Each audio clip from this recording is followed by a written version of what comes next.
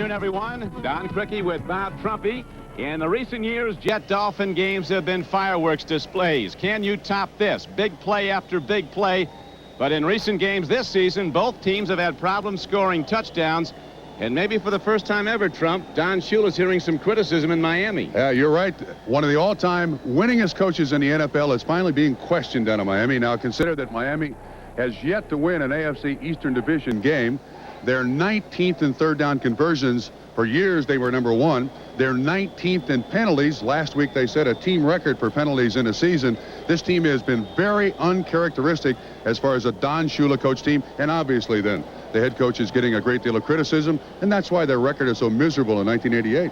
The Jets are also fighting for a winning season. They, like the Dolphins, have only a remote playoff shot. And Joe Walton's feeling some heat. Yeah, he's got a young team here. I think their offensive line has been very, very banged up throughout the football season, but they're playing hard. So I think Joe Walton's in a lot better situation than Don Shula is. Joe Walton, too, is taking a great deal of heat, but at least there's a light at the end of the tunnel for this football team. And the Dolphins are ready to kick it off. Back deep for the Jets, Harper and Townsend. This kickoff is sponsored by Budweiser, the king of beers. Quad Reves has been out in recent weeks with a pulled thigh muscle. He's on the field to kick off now. He's a long-range booter, a very important part of Miami. And they really struggled in their place kicking in the weeks that he was out, particularly against New England when Tony Franklin, since departed, missed 3. The kick is deep enough that they'll not bring it out. Michael Harper downs the ball. And so the Jets go on offense to start the game. First and 10 at their 20 with Pat Ryan for a second straight week starting at quarterback. Freeman McNeil and Roger Vick are the runners. The Dolphin defensive coaches think it might be the best tandem in the division. Al Toon and Wesley Walker, the wideouts. Schuler leads AFC receivers at tight end. Dan Alexander's back at right guard.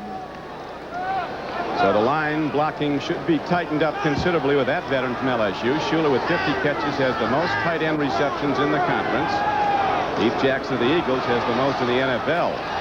Here's a swing pass to Roger Vick, and on first down, the Jets open it up a bit and get about 8 yards out to the 28-yard line. John Offerdahl, the leading tackler for the Dolphins, made the stop. There is the front three, Turner, O'Shea, and Jackie Klein. Linebackers are the strength of the defense. Graff is really coming on at the left linebacker. Second-year player out of Wisconsin. Brown and Offerdahl very good inside, and Hugh Green not what he was, but still a good player. Jarvis Williams, that rookie at free safety, has 4 interceptions already.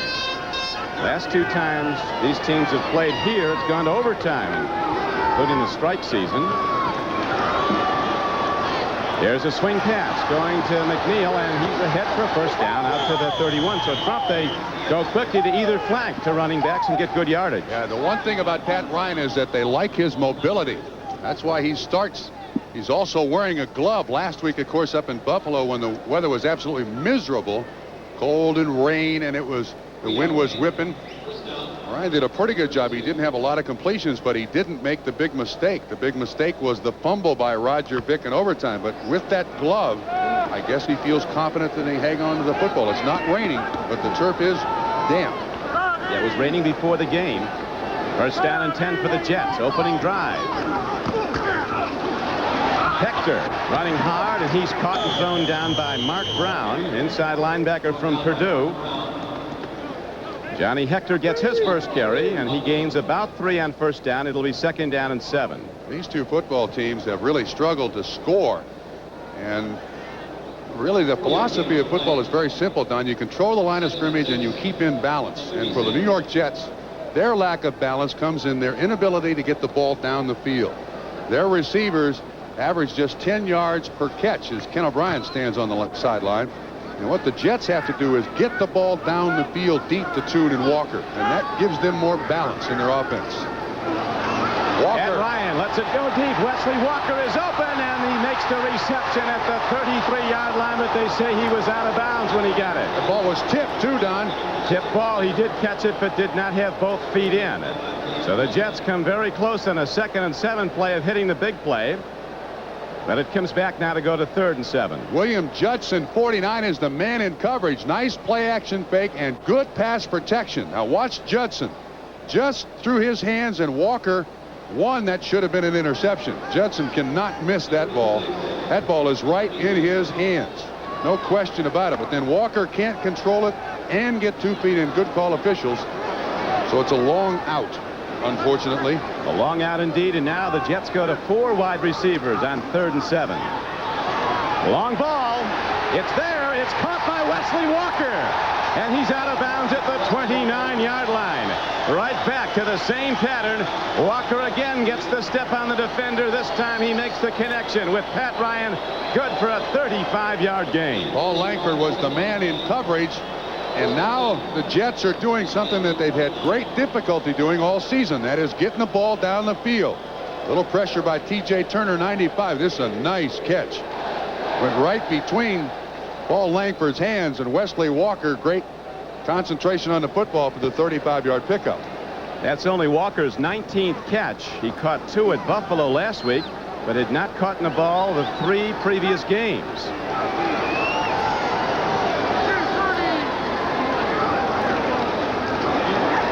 Walker again is open. This time they go to Schuler, and he throws a strike right between the 8 and the 2 to tight end Mickey Schuler, and they're down to the 23-yard line. Offerdahl on the stop. Now he chose Mickey Schuler, the tight end. To this point, there are receivers open all over the field for the New York Jets. That time, Wesley Walker ran it up, straight up through the zone, and he was wide open. Ryan chose the underneath receiver as his choice, but this Dolphin defense has done an excellent job the last 4 weeks, but in this opening drive by the Jets, a little porous in the defensive backfield here. Altoon goes wide left. Lone setback now is McNeil. Hector, he gets the pitch back. Johnny Hector ripping hard inside the 20 and down to the 17-yard line. It's a first down for the Jets. Johnny Hector doesn't need a hold. He makes holes. A power back from Texas A&M. Hugh Green tackled him. Jets use that multiple offense. They've got different players to do different things. McNeil generally starts the game. Hector comes in some situations. They got people on that sideline that'll play every other down. Joe Walton there on the sideline. He calls the plays. Rich Kotite is the man on the headset that was standing next to him. So far this drive has been a real versatile drive. A lot of different things. Big play was the 35-yard throw to Wesley Walker. 1st and 10. Ryan looking to the out pattern, and Walker drops what could have been a touchdown ball at the 8. With his speed, he'd probably have gone in, so Walker makes the rare mistake for a Wesley Walker of trying to run with the ball before he gets it. Don, Jets got away with one there. They ran a pick. The Jets ran a pick. Don Shula was complaining on the sideline. The wide receiver on that side. Watch and see if you can see the receiver come inside Jarvis Williams, 26 there. Now you can't really see it, but they ran a pick.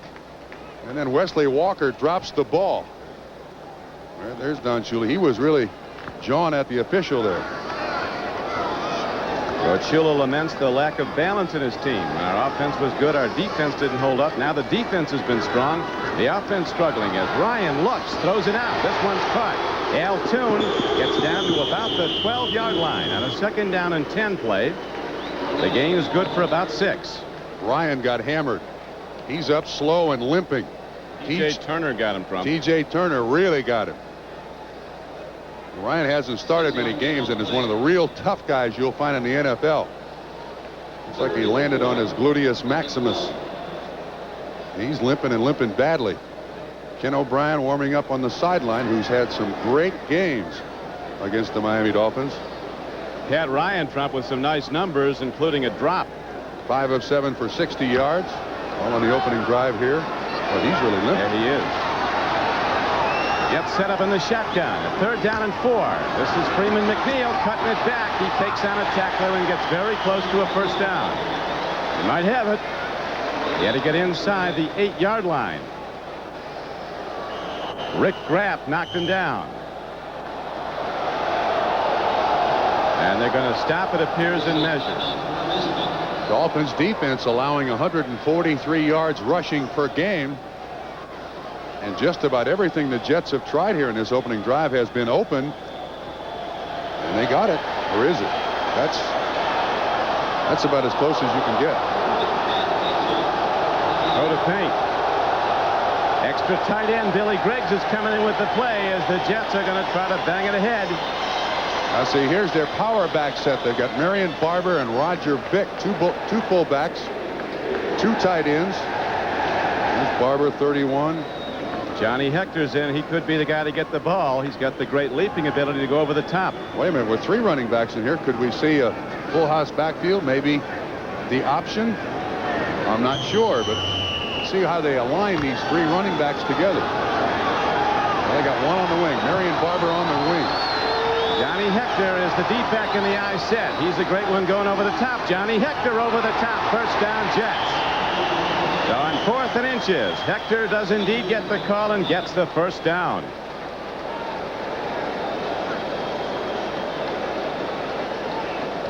As they unpile, that was a good push by the New York Jets offensive line.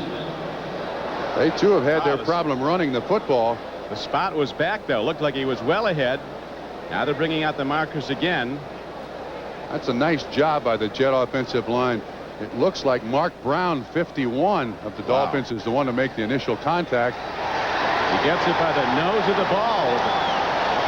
Not a very friendly spot. I agree with you. Now as we check the scoreboard around the NFL on week 13. The Bengals and the Bills hooking up at Cincinnati. Nothing up in the first quarter. Cleveland at Washington, another big game. Philadelphia out in front 7-0. Nothing much happening elsewhere. As now Pat Ryan looks into the end zone. Wesley Walker, touchdown Jets.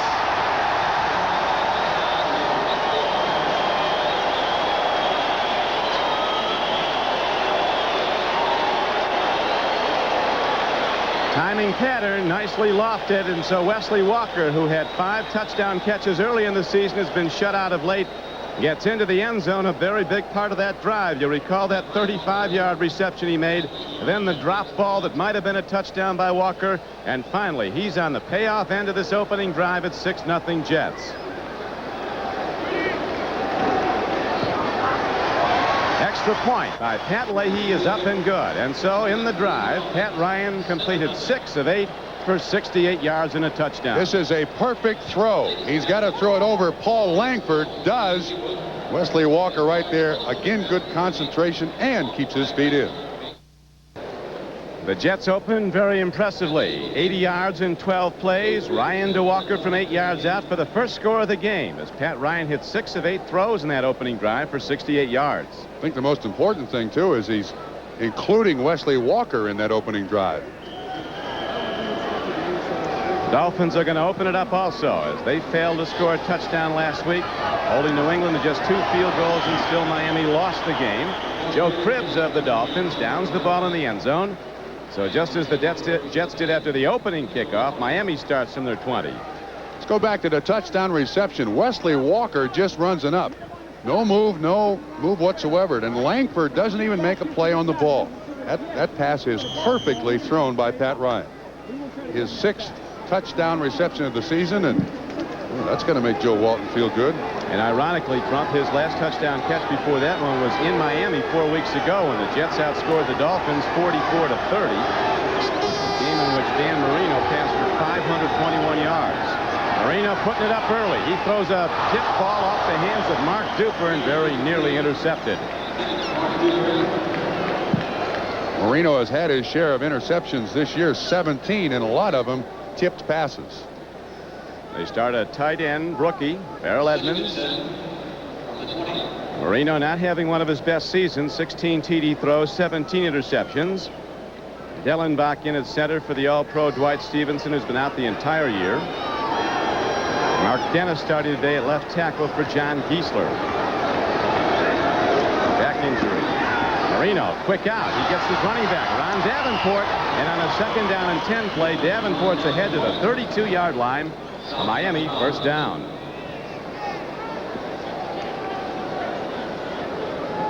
Rookie Paul Frey starts at left end. Jets have only 2.5 sacks as a team in their last 5 games total. That's been the big problem, pass rush. Linebackers have been solid, and they're still getting impressive play out of those rookies in their secondary. Hasty at right corner. Eric McMillan with 8 interceptions, the free safety. Both first-year players. On First and 10. Marino goes to the run for the first time, and Davenport gets to the 36-yard line. They want to see what Davenport can do, Trump. As you know, he's been a good back at times, but also has been mistake prone. Yeah, I think one of the real priorities offensively for Miami is to find that big back. And this guy's basically teased Miami for the last 3 years. He has great moments, and then other times he just doesn't seem to be there. In the latter stages of this season for the Miami Dolphins, with their 5-7 record, about all they can do the rest of the year is inventory players, find out who they want and who they might need for 1989. Davenport is a fourth-year back from Louisville. Lorenzo Hampton, not much there. Jets shoot the gap nicely. Scott Mercereau, the nose tackle, was on the stop. Here's been a big situation for the Miami Dolphins. Third down conversions have been absolutely horrible. There was a period of time where, as a matter of fact, in the last 3 seasons, they've led the NFL in third down conversions. This year, converting just 37%, which is horrible for Miami. 4 wideouts in the game now for Miami. Third down and just over 2. 7-0 Jets first quarter. To the run. Breaking it is Stratford, and Troy Stratford, the second-year back who hails from New Jersey and Boston College, gets to the midfield stripe, and the Miami Dolphins keep the drive alive with a first down. And yesterday's practice here at Giant Stadium, Trump, Marino worked long and hard, throwing flat-out fly bombs to Mark Duper. We'll see if that comes up shortly. Marino almost drops this ball, but the handoff quickly to Stratford. They had the defense spread all over the field, Don. And Miami almost tries to disguise those times when they run the ball. You used to hide pass. Now you hide run. And Miami's one of the real good teams at doing that. Duper is aligned to the near side. That's Clayton in motion. Looking deep. Going long. Here's a throw and a catch. Crossing pattern. Mark Clayton has the ball. And there could be a personal foul after the hit. Face mask. So there could be more tacked down with 6:59 to play in the first quarter. It's the Jets 7, the Dolphins nothing. This is Miami's first drive. Jets took it 80 yards after the opening kickoff. Jerry Seaman, the referee. That's a face mask penalty as Clayton went by. Face mask. 5-yard penalty. First down. Number 22. 5-yard penalty, so it was inadvertence. Certainly no sign. Eric McMillan was the guy with the face mask. Certainly no signs of either of these teams having an inability to score. I mean, they're ripping up and down the field here.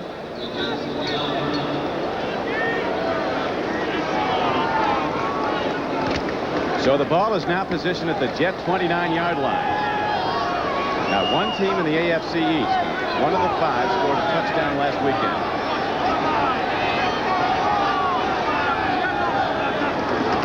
First and 10. Stratford makes a cutback, and he gets down to the 25. His production this year has been way off over his standout rookie season, but primarily because of a bad ankle. Now we have a moment. Let's go to NFL Live. All right, Don, eagerly anticipated game in Cincinnati. The Bills and the Bengals. Buffalo is able to hold at the 1-yard line. It's 4th and goal. This is the opening drive for Cincinnati. Ickey Woods stopped by Scott Radisek and Cornelius Bennett. The Bills take over on downs. No score in the first. Thank you, Bob Costas. Bills with a lot of D, and Cincinnati with the best offense in the league. Here's a quick in. It goes to Mark Clayton on a second down and 6 play. He's down to the 15-yard line for a first down.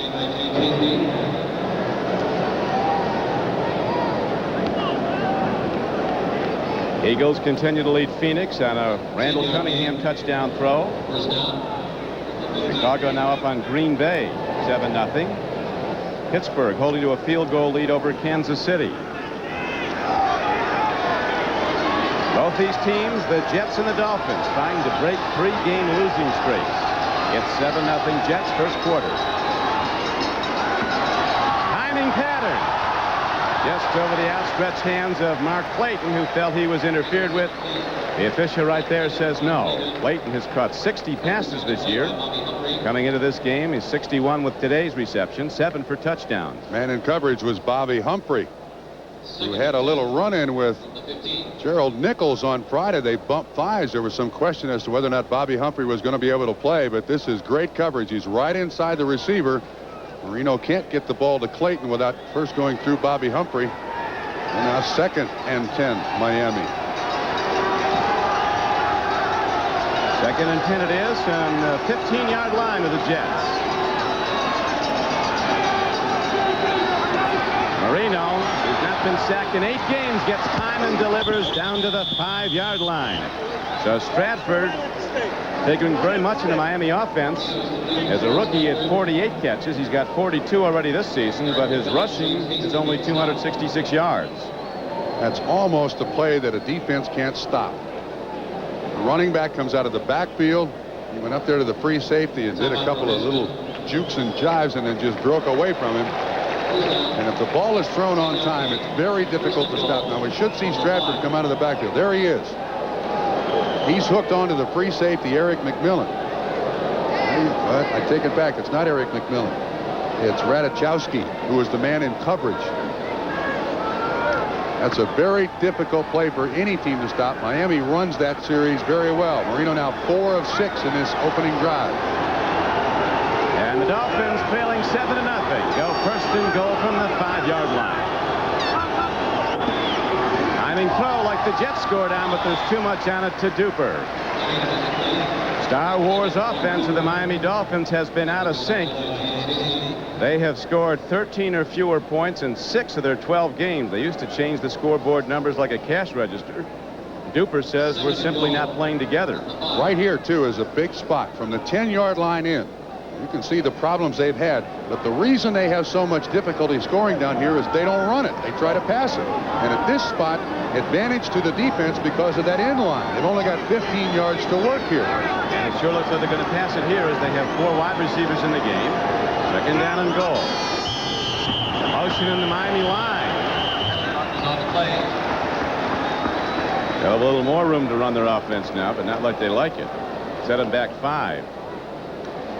False start prior to the snap. Number 61 offense. Still 2nd down. This is the one thing that upsets Don Shula the most. These stupid penalties that this team has gotten for years. Don Shula was accused of getting favoritism from the officials because they were always the least penalized team in the league. Now, ranked 19th, one of the most penalized teams in the league, and every penalty on a team without great talent is a devastating blow to that team. You're talking, Trump, about their inability to run. 28th in the NFL in rushing, 1st in passing. The imbalance in their offense that Shula laments. 2nd down and goal from the 10. Marino drills one, and Clayton can't get to it, and coming hard, making a strike on Dan Marino just as he released the ball was the nose tackle, Scott Mercereau. Now, see, Don, this drive started. This series of downs started at what, like the 4 or 5 yard line? They've run 3 plays, and all 3 have been passes and not come close. Here's Clayton. That's Bobby Humphrey in coverage. He gets good separation, but Marino was hurried by Mercereau and therefore had to throw it a little early. The fact that Marino has not been sacked in the last 8 games, I think, is a tremendous bit of misinformation. He's throwing the ball away to avoid the sack. Right, 17 interceptions this year. The absence of injured tight end Bruce Hardy hurts a lot here. Lofted ball into the end zone. What a play by the Dolphins. Freddie Banks comes up with the ball. And Miami has a touchdown on its opening drive. Banks' first touchdown catch of the 1988 season. John Booty, 42, was the man in coverage. Basically, the same fade pattern, as it's called in the NFL, that Wesley Walker ran. Good pass protection this time. Marino throws it for the corner of the end zone. Now Banks has got to run to it. Booty late making the play. 2 scores, 1 by each team, both on basically the same play. The extra point is up and good by Reves. And that is an encouraging number to see back on the field for the Dolphins and their fans after Franklin last week missed 3 field goals and an extra point the previous week. But 2 of those misses by Franklin were from 50 yards or more.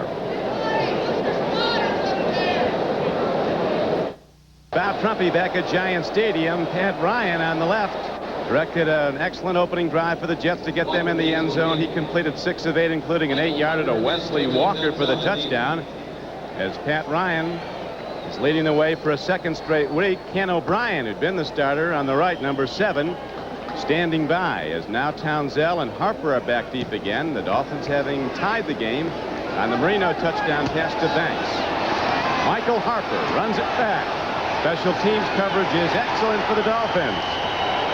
And the Jets now have the long field to go, as Renee Thompson was down to make the play for Miami, number 24.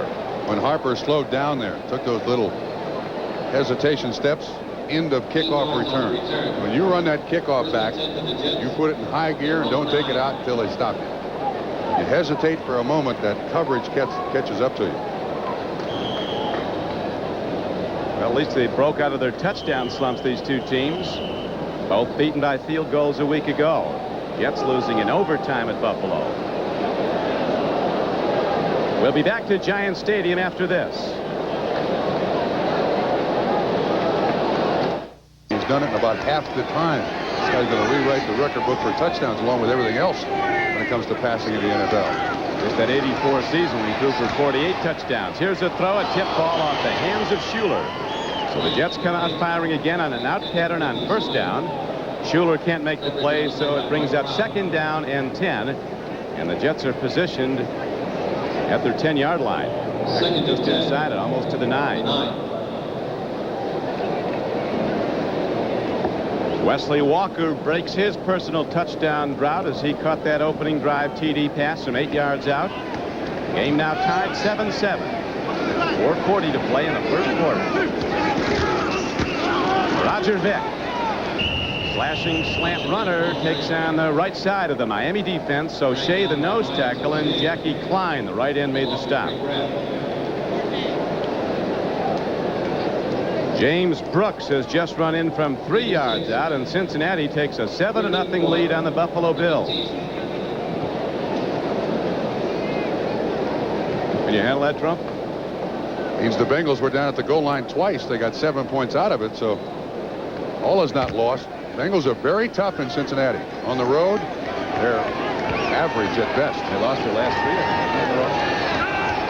Home field, a very big item is Pat Ryan on 3rd and 5. Throws a low ball. That might have been caught. If it was some play. They're giving a catch to Al Toon. The sure-handed All-Pro from Wisconsin gets it just off the turf.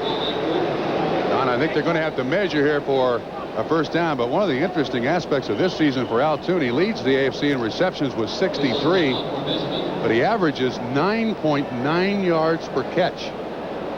Unbelievable. A couple of years ago, was one of the best deep threats you can find in the NFL.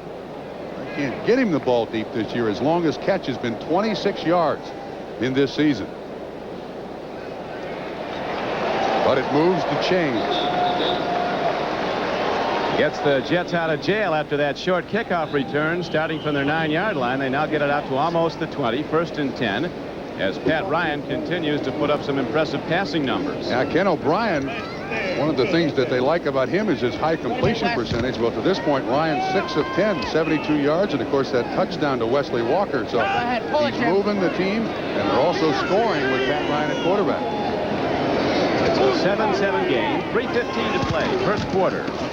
Johnny Hector running hard on first down. He gets to about the 23-yard line. Rick Graff was on the stop, an outside linebacker, and Jackie Klein, a defensive end, big man from Alabama, 285-pounder. This is a very young defensive line playing for the Miami Dolphins. Very young. O'Shea's been around a lot of places, but T.J. Turner and Klein, extremely young. The Miami Dolphins need help in a lot of spots, and a big pass rushing defensive end is one of them. They drafted Eric Kumaro this year. He's still learning as a rookie to be that pass rusher.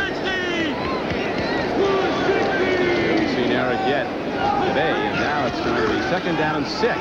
Out pattern, Al Toon makes a move on, darts ahead, and Al Toon breaks into open field. Toon was cornered and got away from 2 tacklers and gets out to the 38-yard line. It's a first down for the Jets. Paul Langford, the man in coverage, and you've got to respect Al Toon's deep speed. The corners here in Miami playing very soft. Look at the cushion. Look how long it takes for Langford to come into the picture. And a nice move by Al Toon. Turns out to be a nice gain. Very nice gain by Al Toon. 10 yards and a first down, Jets. The Jets, who started this drive after 9, now out to their 38 in a tie game. 7-7. Toon over the middle. There's a throw and a catch again. Al Toon in the open field. Kicks into that extra gear and gets all the way down inside the Miami 35-yard line. So the offense is really opening up both ways as Ryan continues to find the mark. 29 yards in that pass play. His longest reception of the 1988 season. It's a 12-yard catch and a 17-yard run. The Jets are catching Miami in zone defense. And with pass protection, Ryan is able to look for those dead spots, and the receiver is able to get around in those dead spots, and they're just beating them to death. Those receivers open all over the place. Ryan is 9 of 12 for 116 yards. Back to the run as they mix the offense. Good defensive play again by 98, Jackie Klein, who caught Freeman McNeil. Al Toon, one of 2 Jets in the history of this franchise that's been voted most valuable player by his teammates twice in succession, and the other was Joe Namath. This kid's going to have a career day if Miami doesn't figure out a way to cover him here. The zone defense in the soft corners is not working. Toon is a very precise player.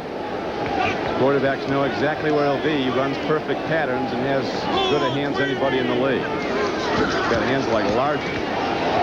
Dump pass. Too much on it for Roger Vick on a 2nd down and 8 play. The Jets misfire because Miami got a terrific rush. Rick Graff, an outside linebacker, was counting on a blitz. It looks like Miami's going to have to do that. That time they had man-to-man coverage with a free safety, and they came with the blitz with Graff to put some pressure on Ryan. Whatever Miami's original game plan was, and it looked like try to zone them as best they possibly could. Tom Olivadotti, the defensive coordinator, now changing to the blitz a little bit. Of course, you sacrifice some things when you go to the blitz because you got man coverage on Wesley Walker and Al Toon, and frankly, Langford and Judson, that's Olivadotti, Langford and Judson fare at best in man coverage.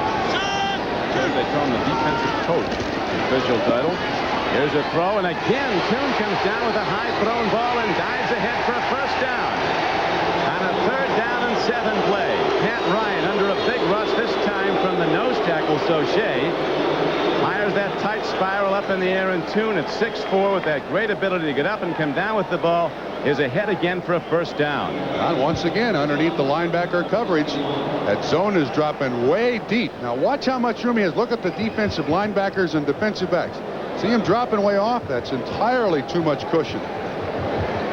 And the Jets are just taking what the Dolphins will give them. Nice 10-yard pickup. Another first down. Chains move.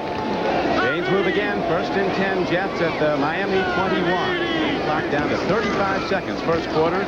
Freeman McNeil runs the ball for the Jets, and cutting back, he's down to the 15-yard line. First down carry, good for almost 7. Remember, this Jet drive started at their own 9-yard line. This has been an outstanding first quarter for the New York Jets. 2 drives just right down the field like the Miami Dolphins aren't even standing there. This is a sweep. They pull the guard. Do a great job of getting out in front of there. And Alexander, but McNeil cuts it up underneath. The Jets are just running all over and passing all over Miami.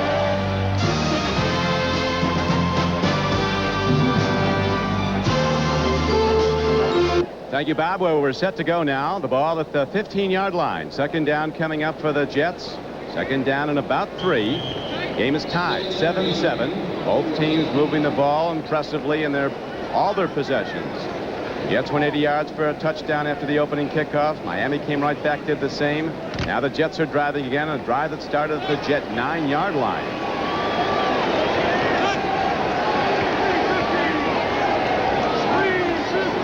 Double zone coming up here, Don. Play fake to McNeil. Quick throw to Toon. He loses the ball, and Judson intercepts for Miami. William Judson has the ball, and William Judson gets back to the 6-yard line. So, a tip ball off the hands of the intended receiver is picked off by William Judson of the Dolphins. His 4th interception of the year, and the jet drive is stopped. The Dolphins take it over. That's Ryan's first interception thrown. This is a double zone. You see Judson riding on 2, and then the safety will come into the picture. He makes the hit. And Langford comes up with the Judson comes up with the interception. Big play to stop this scoring drive by the Jets. Double zone, corners up, and then Jarvis Williams is the one who makes the hit. Judson makes the interception to stop this scoring drive. And back to live action now. Miami goes first down and 10, and Davenport breaks it. Ron Davenport, the power back, who's been under review now because of his erratic play. This time delivers big time for Miami, gets them out of jail, and they're all the way out with a first down across their 20. Cincinnati with another touchdown. Esiason throwing for a score. Up on Buffalo 14-0 early in the second quarter. Phoenix has tied the Eagles in the second quarter. Steelers with a pair of Anderson field goals up on Kansas City 6-0. Here in the Meadowlands, it is a 7-7 game. Jets and the Dolphins. Flea Flicker. Hard throw downfield, almost picked off by linebacker Kyle Clifton. So Miami goes to its bag of tricks and almost has it blow up in their face. They almost have to. You can see the cornerbacks dropping off in coverage here. And the Dolphins are trying to take advantage of that. Hold those linebackers at the line of scrimmage. Watch what happens. Stratford pitches it back. Excuse me, I take that back. Woody Bennett pitches it back. And then Clayton runs a crossing pattern, which is unusual. Normally you go for the distance. Clifton, not fooled by the play action fake there to almost make the interception. Second down and 10, Miami. Darrell Edmonds, he is Rich Miano had his hands on the ball but couldn't hold on. So the Dolphins offense breathes a sigh of relief and goes to 3rd and 10. Rich Miano, the strong safety, covering the tight end. Farrell Edmonds had a play on the ball all the way. And you can see that the Jets are paying absolutely no attention to the run game. You see how deep the linebacker was there, Troy Benson? Absolutely no respect for the run game whatsoever. And that's why Miano and the defensive backs are allowed great coverage. Jets now with 6 DBs in the ball game. Dan Marino will be gunning it here. Jensen here. Watch Jensen here. Jensen has 44 catches. That's how many he had in his previous seasons combined. Long ball. Out there is Banks, who caught the TD throw, and it's almost intercepted. John Booty, a rookie cornerback from TCU, had his hands on the ball. So the Jet defense again stands in against the Marino passing game, and Miami has to punt. First punt of this game. 3rd down and 10. Look how deep this defense is setting. They've got man underneath.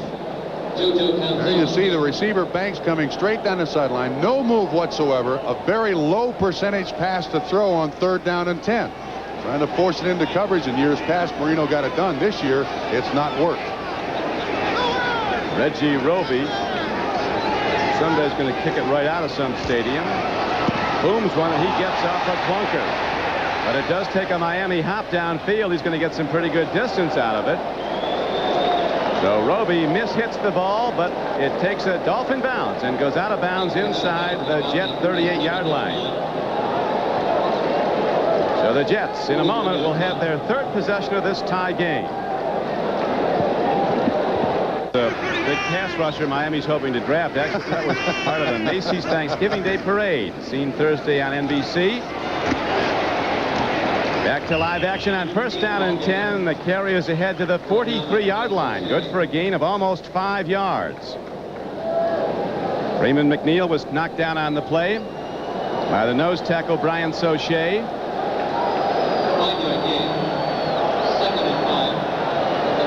Someone's let a squirrel loose on the field. That's an annual occurrence here at Giant Stadium.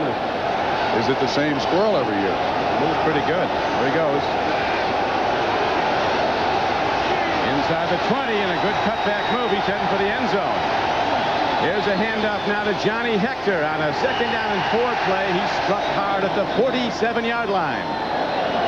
The squirrel scored, Don. Let's see the high five. How about a spike? Looks like he knows his way out. He's been here before. Look at him. He's going right to the exit. Ryan Saucher was on the tackle. And the chain markers move again. The Jets get a first down. Also got an injury here, it looks like. Ted Banker limping to the sideline. He's had a foot sprain that's troubled him. He missed 4 games because of it. Came back last week at Buffalo.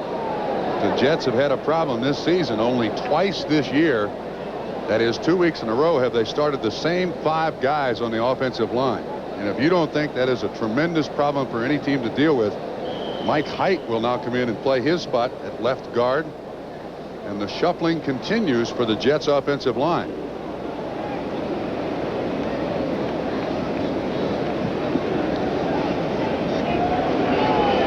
One penalty each way so far. The Dolphins have been deeply troubled by penalties. 48 in their last 5 games.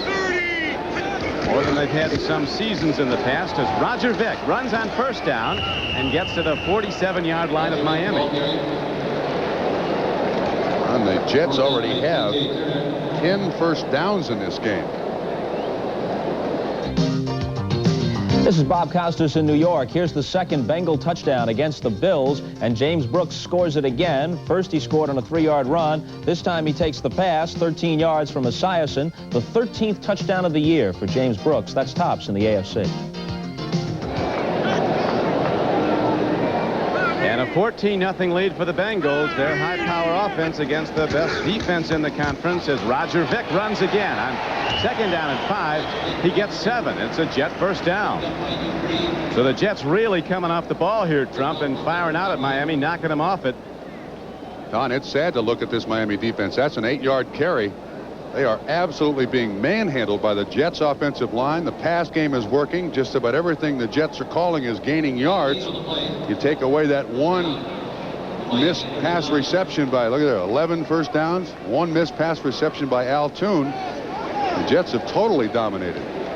Having Dan Alexander back in at right guard's made a big difference. This line blocking in sync again. Sweeney's the center as Ryan looks deep on first down. Out pattern goes to Freeman McNeil. And he's out of bounds at the 31-yard line of the Dolphins. Coverage is just not there, Don. That was Lippert Hobley, the strong safety that was out there. Tom Olivadotti along with Don Shula standing there on the sideline. There's Hobley. The coverage is just not there. Now, about your only choice if you're a defensive coordinator here is to commit to some blitzes. Try to put pressure on Pat Ryan as best you can. And a reminder to our viewers that we'll be selecting the Budweiser most valuable player for today's game at the conclusion of the game. Last month at Joe Robbie Stadium, the Jets led 30-10 at halftime against the Dolphins. Went on to win 44-30. Long ball downfield, a misconnection as Walker ran an out pattern. And Ryan threw the deep ball, and the only man near it was cornerback William Judson, who already has an interception of Ryan today.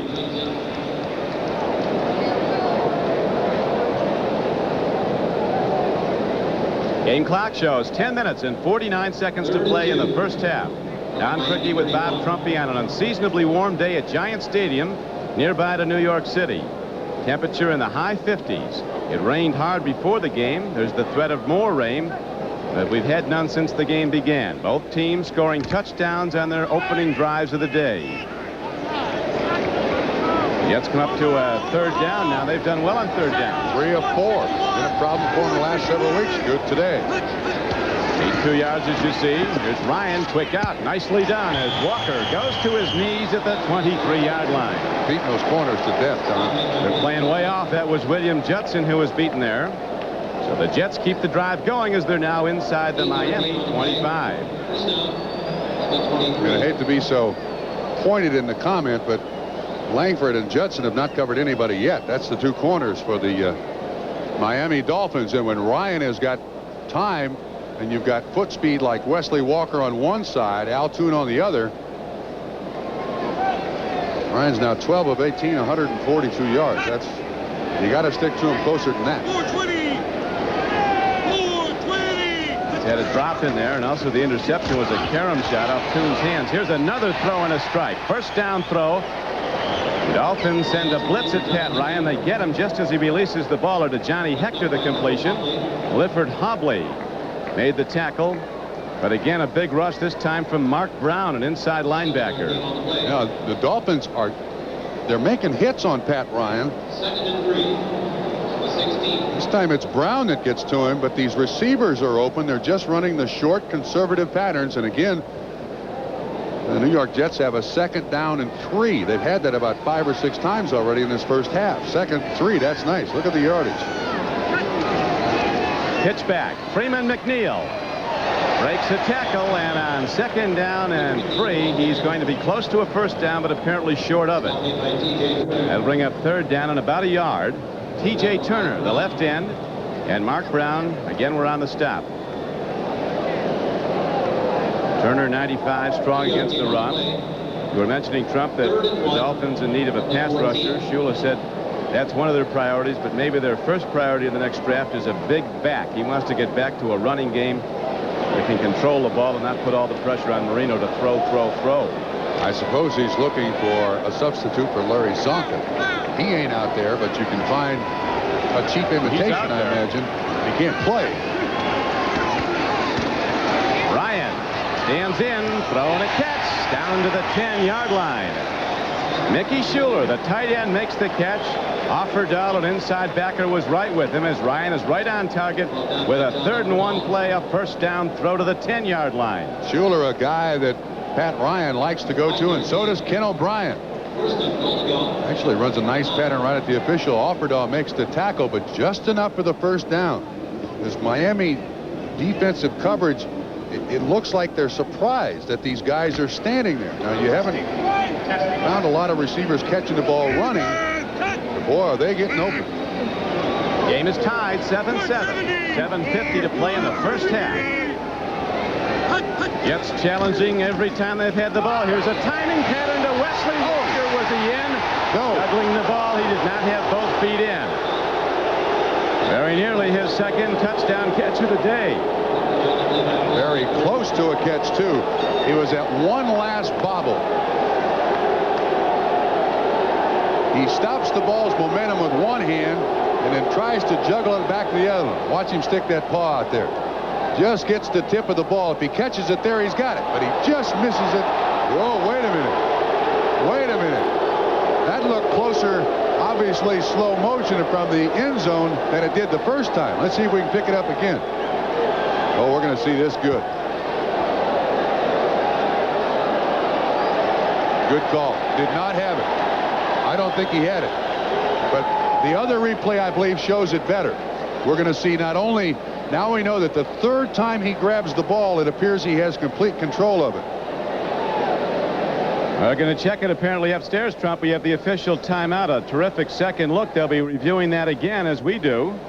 This is the one. The 3rd time he juggles the ball, then he has control. After further review of instant replay, 2, the play stands. 3. Still doesn't have it. Still doesn't. I think that left foot was the one that went out of bounds. I think that's a good call. Very close, but a good call. Now the Jets go. 2nd down and goal just inside the 10-yard line. And the play is whistled dead. Our producer today for NBC Sports is Jeff Himes. Our director, Richard Klein. The 30-second clock to 7 seconds. We've got to reset the clock. The executive producer of NBC Sports, Michael Weissman, as we have 7:43 to play in the first half. It is a 7-7 game. The Jets with their 4th possession. Now look at this. Tune's got 5 catches so far. Walker's got 3. They are eating up those cornerbacks out there. Dolphins got to make some changes. Either come with a 5th defensive back, give him some help, go to the blitz, something. 2nd down and goal from the 9-yard line. Penalty marker down. Swing pass. Roger Vick running hard, but it might come back as Vick takes it into the end zone. But a marker down at the snap at the line of scrimmage. Dolphins are pointing at the Jets. We'll see if the referee does. Here's Jerry Seaman. False start prior to the snap. Number 68 offense. So the play comes back. Reggie McElroy, the right tackle. In motion illegally.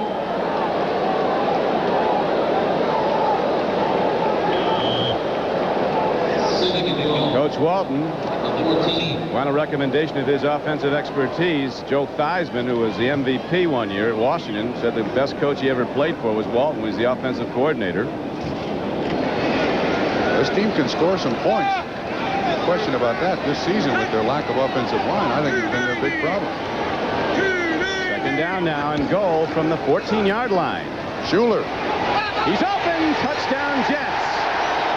So the Jets again go to the timing out pattern, this time to tight end Mickey Schuler, who lost the linebacker coverage. A 14-yard touchdown reception, and the Jets take a 13-7 lead. Just his second touchdown catch of the season.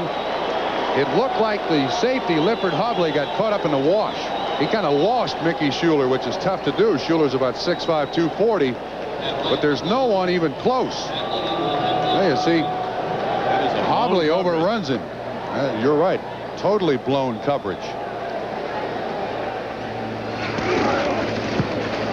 Leahy hammers the extra point up and good. And with 7:33 to play in the first half, the Jets again take a 7-point lead, 14-7. The Jets will kick it off in a moment. It's completed 15-22 for 168 yards and 2 touchdowns. Trump, how much of that is the Miami defense? Well, the last 3 weeks, the Miami defense has played very well. Don Shula is very happy with its performance. But so far, there have been receivers open all over the field. They can't stop the run. The Miami defense is just not functioning at all. So coming into this game, I think the one thing they felt they had was some defense. Now they had to get the offense fixed. Now the reverse has happened. Now they got to worry about the defense. Kickoff downfield. Joe Cribbs lets it hop in and out of the end zone, and Miami will start from its 20. And Dan Marino's going to come out pitching. And see, I think that leads to Dan Marino's interceptions. The one thing the Miami Dolphins need, they know they need, is the ability to run the football.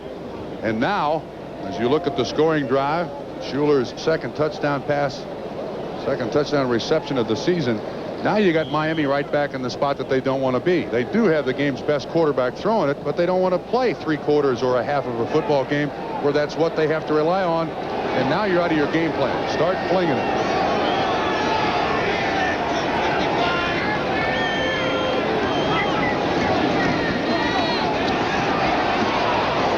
Lorenzo Hampton on first down carries the ball close to the 25-yard line.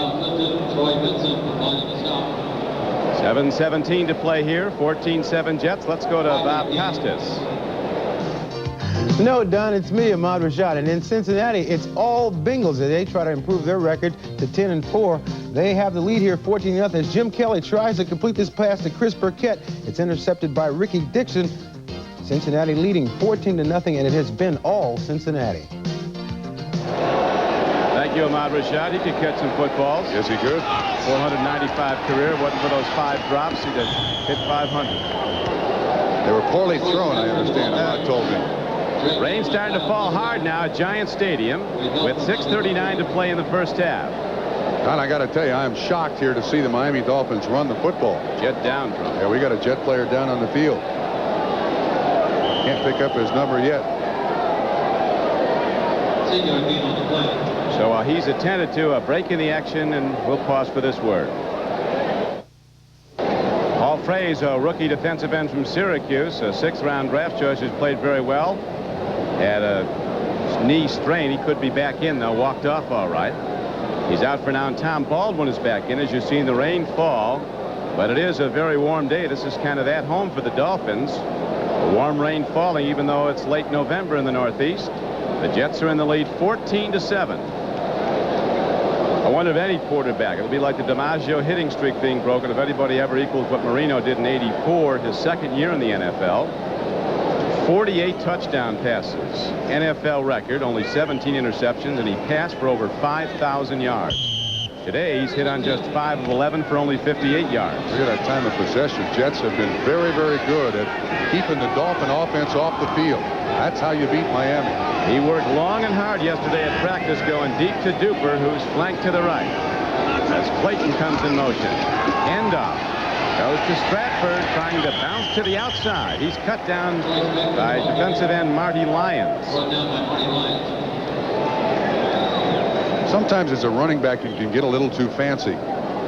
Lyons has probably had his best season as a New York Jet, but the comment I make about Troy Stratford is you saw him dancing back there. He was looking for the perfect spot. And sometimes you got to just hammer it up into the line of scrimmage. Here's Mark Clayton coming in on a block. He gets Miano down around the knees. Some athlete.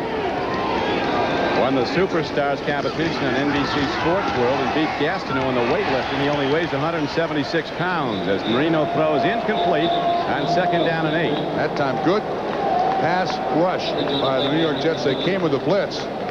Marino had to throw the ball early. Stratford didn't even turn his head around. He wasn't ready to get it. Kyle Clifton, 59, was the man who put the pressure on.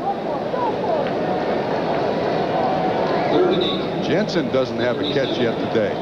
He's been their 3rd down specialist. Jets now with 6 DBs in the ball game time. Jensen could be the target drop.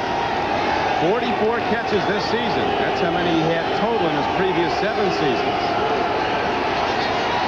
Over the middle, it's man. Duper had an open ball and did not get his hands on it. That's a busted pass pattern.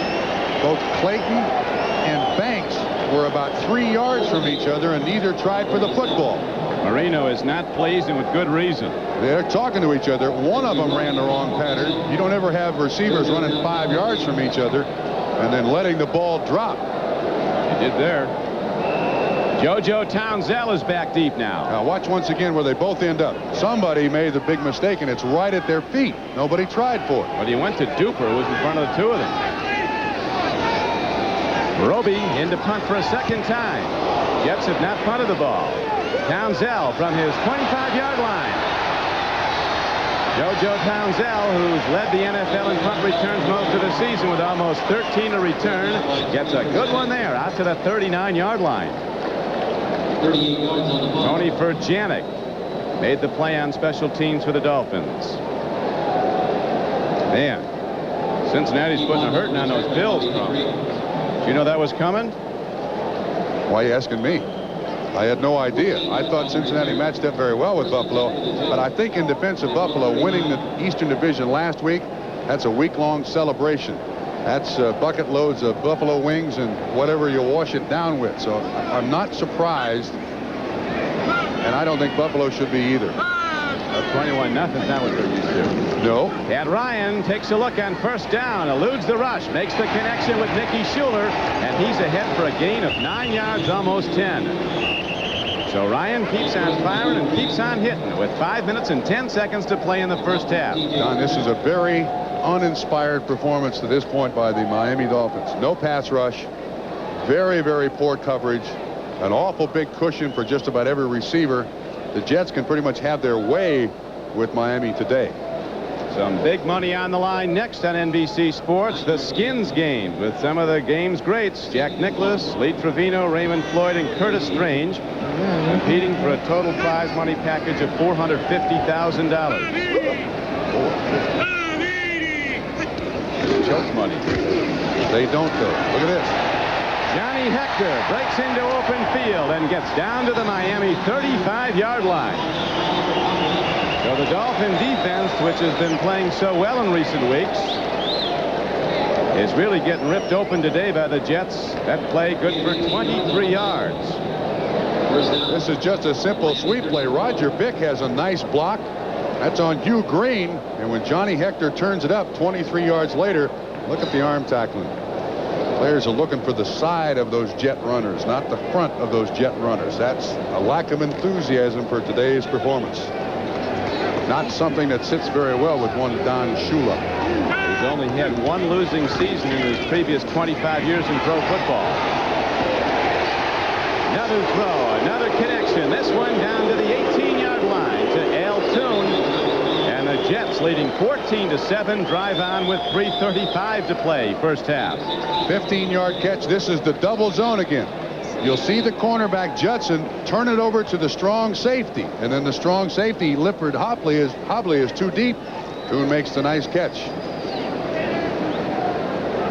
This is easy pickings. But why, after Miami's been so tight defensively?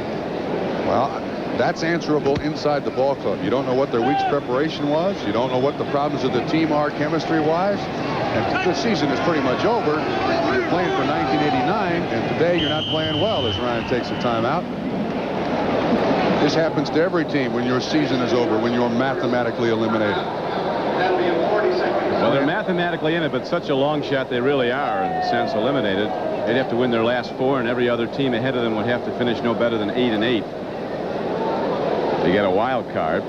As now the Jets with 3:01 to play and a timeout on the field. Pat Ryan goes over and gets some counsel. Frank DeFort's commentary at halftime will be a look at the weather in Buffalo at playoff time. You know more about that. Be a commentary on that. You know more about that than Frank DeFort. I liked it. You liked what? Buffalo weather in the winter. I didn't know anything else. I don't want to steal anything from Frank DeFort, but play Willard Scott for me. What do we expect in January? I would guess you'd get low 30s. Yeah. Some precipitation. Yeah. Wind. Maybe like a foot or 2 of precipitation you can get. Wind. Well, you always get wind in Orchard Park, south of Buffalo, in the winter. Now, see, I think any element. Let me tell you this: if Cincinnati goes there for the AFC Championship game, it won't be 21-0 Cincinnati in the second quarter. But it might be minus 59-degree wind chill factor. If we head to Cincinnati, here's a long ball to the end zone, and Judson was positioned for an interception, and Langford, 44, came over and knocked it away. Judson almost had his second. The ball floated, and he had position to intercept. The only time the Jets have had trouble completing the passes is close to the end zone or in the end zone. You see, Walker runs from the slot formation. This ball probably should not have been thrown. Double coverage. Ryan, though, in this first half, 17 of 25, 193 yards. The old adage trumped that the only people who can survive Buffalo winters are native Buffalonians and other fur-bearing animals. I can say that being native Buffalo. You can't say that. You're from Kenmore, right? Suburban Buffalo. Lofted ball. Altoon goes up, and it's stripped away by Judson, as the Jets are so close every time they go to that corner pattern. Nice fade. Don Shula saying Altoon is pushing him off. He's using his arm. Well, incidental contact by both the receiver and the defensive back is allowed nowadays. Judson and Toon at 6'4". You see, there's a certain amount of, there is a push. There is a little push. But it wasn't enough to get him free. From right behind Altoon now. You see, he kind of separates himself a little bit with that hand. But in case you're wondering, the replay is not used to call penalties. So there's no way the officials on the field are going to ask the replay for a judgment. It is indeed the truth, as again they go to the out pattern. Toon takes it down and gets out of bounds at about the 12-yard line. On a 3rd down and 10 play, he will be short of the first down. Pat Leahy's coming out, looking to extend the lead to 10. Jets are leading 14-7. Sure, no question about this. This Jets offense in the first half has pretty much gone through the playbook here. I have a feeling when they begin the second. Look, now Ryan takes his passing glove off to hold on field goals for Pat Leahy. Interesting choice. He's been an excellent holder for a lot of years, as Leahy has been an excellent kicker in his 15th year. 8th on the all-time list. And now he is 17 for 22 on field goal tries this season. And Pat Leahy extends the Jets' lead to 17-7 with 2:44 to play in the first half. It's November 10th, 1985. See, the Jets went ahead 17-14 with 1:06 left and an O'Brien throw, only to lose 21-17 when Marino connected with Duper on a 50-yarder moments later. Only to lose. Yeah. We get the point.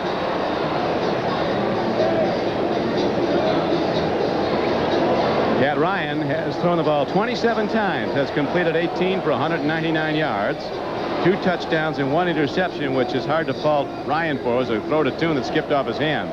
And Toon has 7 catches for 86 yards. And Dan Marino's numbers, not impressive at all.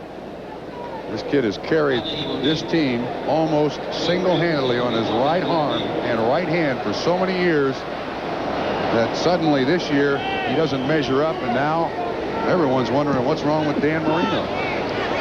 Long ball on the kickoff. Joe Pibbs will bring it back from 2 yards deep. 15, 20. Cribbs breaks it. Ball on the field. It does draw a crowd.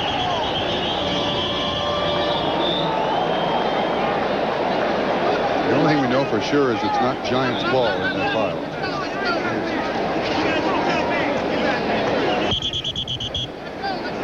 Game clock down to 2:31 to play. Look at the referee, Jerry Seaman. What do you think's going on at the bottom of that pile? There's a few white marks and Knives, fingernail clippers, tacks. Yeah, Jerry Seamer's playing Red Rover there with that pile. He's trying to look at him.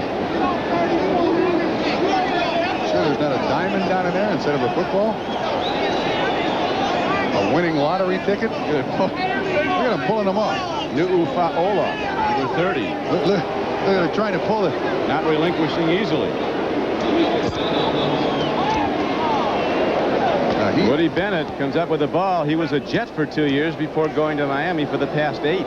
Seaman earned that one. Yeah. He worked for that one. I mean, he got down in there. He was groveling in that pile to try to find out.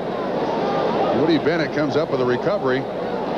See who strips it away of Joe Cribbs here. Contact yet.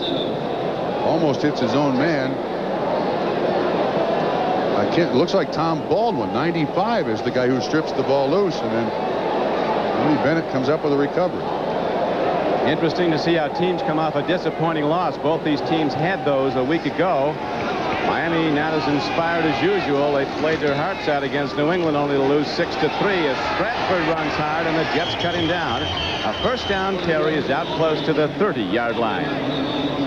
Game clock ticking down close to the 2-minute warning with the Jets in the lead 17-7. The Cleveland Browns playing the Skins at Washington go out in front 3-0. All of a sudden that AFC Central is a great division again. 3 big winners. Cincinnati, Houston, and Cleveland could all go to the playoffs. Yeah, Mark Clayton was the intended receiver on that incomplete pass. What was it, 3 years ago? 3 AFC West teams went to the playoffs? Yeah. Pittsburgh up 13-7 on Kansas City. The Bears contending for the best record in the NFC. They'll go to 11-2 with a win today. Jets now with 6 defensive backs. Dolphins with 4 wide receivers and Jensen in the game, Don. Marino needs that downfield hit. 3rd down and 7. Here comes a blitz. Marino stands in, lets it go long. Incomplete at the 38-yard line, and a marker comes in. So finally that play, we watched him work time and time again yesterday. The long ball to Duper they go to, and they get a big penalty yardage gain. And it looked like James Hasty, the rookie cornerback, had his hand right on the receiver. Joe Walton was standing there watching it. But I think at the end of this pattern, you will see James Hasty's left hand holding Mark Duper's right arm. Pass See if we can pick it up. Number 40 defense. Watch his left hand.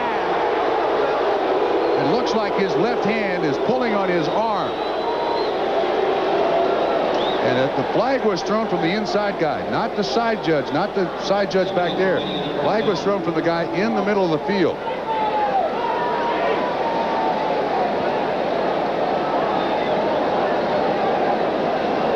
So the 2-minute warning is given, and Joe Walton expressing his displeasure, but it sure looked like Hasty did get a hand on Duper. So the Dolphins keep the drive alive, and we'll be back to their offense after this. At the end of the play, you'll see a sweatband fly off of Duper's hand, and look at Hasty's left arm. It appears to me that he's hanging on to Mark Duper's right arm because he couldn't reach out for it, so it ends up being the Miami Dolphins' longest play of the day, a 32-yard penalty. And for what little they've produced in this first half, 2 minutes left, they get the ball in the end zone here, might give some life to this football team, which is what it needs. Marino's still Marino. He can produce something very fast. And right now he might be ready for that deep ball as he changes the call at the line of scrimmage. Crowd takes that audible out. He goes to the run. On a first down carry, the Jets shut it down. That's one thing a home crowd can do to the opposing team, take away their audibles.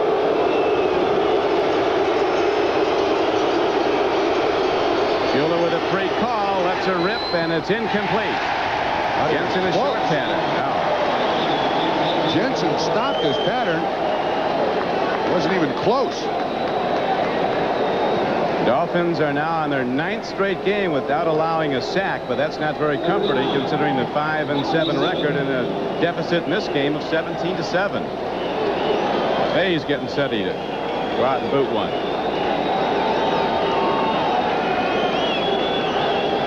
Dolphins' biggest problem on offense. They cannot run the ball. They have 50 yards today. They're averaging 74 yards rushing per game. Last in the NFL. Their pass offense has been number 1. 3rd down and 9. Oh, dropped by Clayton at the 25. A terrific throw by Marino under pressure on the run. Bobby Humphrey was the man in coverage. Unusual to see Dan Marino roll out to avoid the rush. Looks like the Dolphins are going to go for it on 4th down. Clayton fakes the inside. He's wide open, and he has enough for the 1st down. And this is room service. Takes his eye off it, and away it goes. Marino 5 of 18 for 58 yards. And they're going to go for it on 4th down, Don. Half 2. 1:34 to play. First half. Look at that in the 2nd quarter. 0 for 9 Marino is. A lot of that's with people running patterns, though.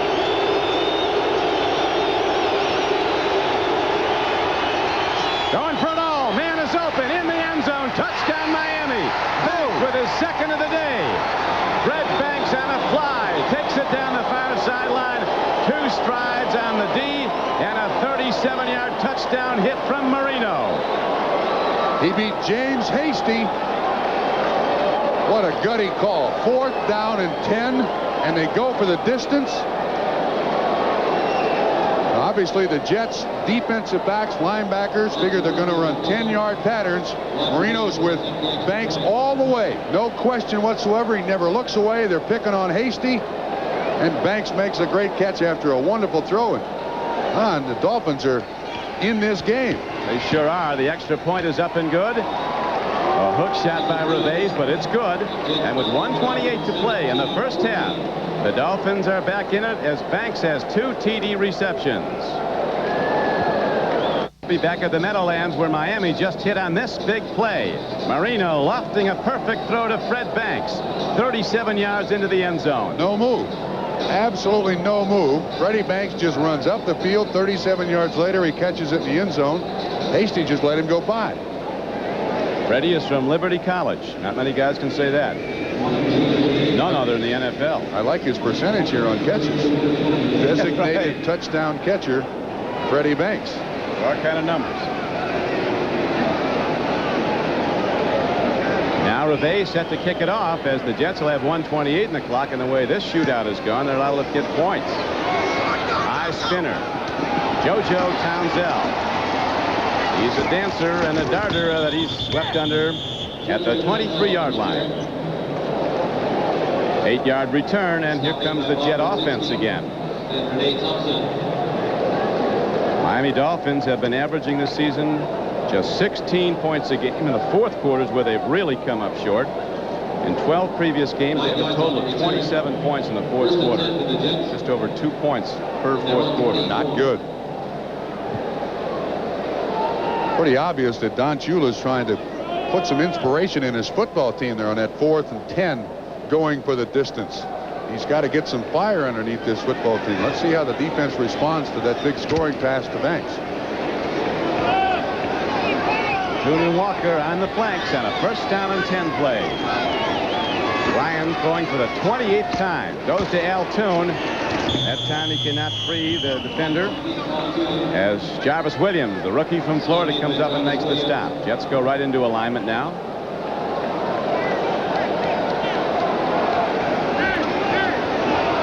Game clock ticking down to 1 minute to play. 17-14 Jets. First half. Off throw to Schuler, who gets it on the run. Heading for the 12th man. Mickey Schuler gets out of bounds at the 45-yard line with still 52 seconds to play. Probably the man in coverage. Now the Dolphins are going to play very, very soft here. Lay back as best they possibly can. You don't want to give up the big play. Rob Riddick just went in from a yard out for Buffalo's first touchdown. I wouldn't count Buffalo out of that football game. That's a team with a great deal of character.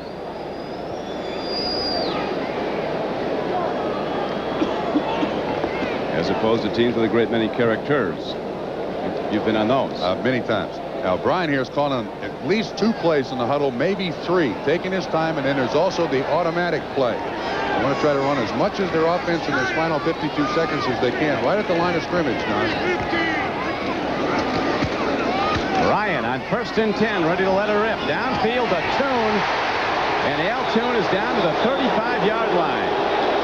43 seconds to play, and the clock's running as the Jets sprint up to the line of scrimmage. That's a 20-yard catch. He's over 100 yards already, Toon is in the first half. Ryan again, long ball, wide open, Wesley Walker, and he's down to the 5-yard line. We got a flag, too. Soche hit Ryan. Late, and Pat Ryan's down. It'll be added on to the end of the run. It'll be half the distance to the goal. 1st and goal, Jets. Now a fight breaks out, and with good reason, as they're going after Soche.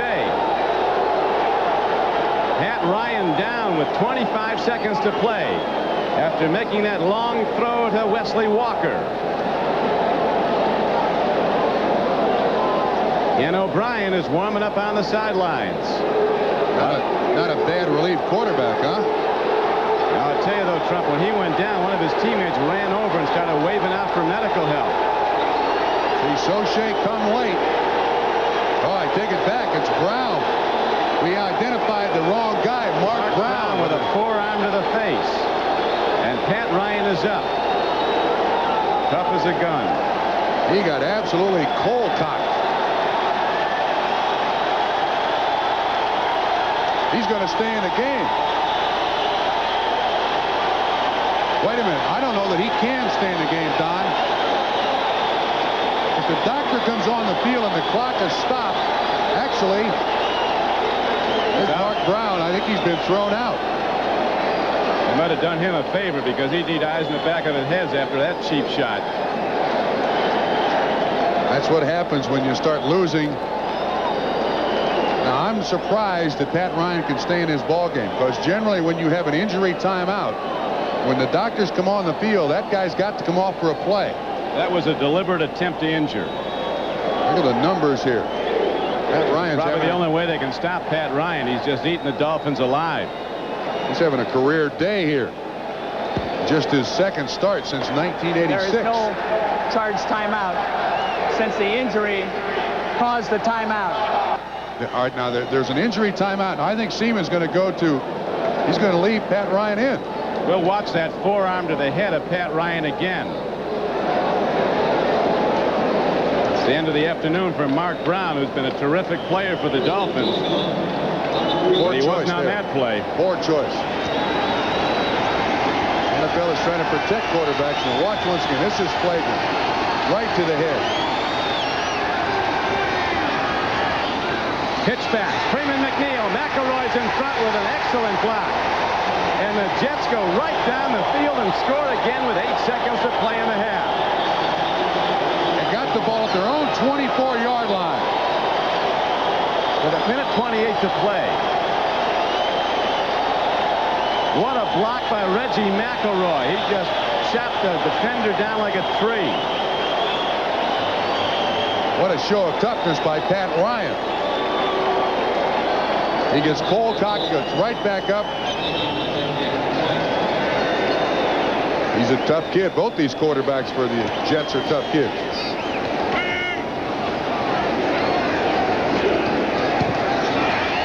Extra point is up and good, and after the Dolphins come back to within 3, the Jets again extend their lead to 10, 24-14.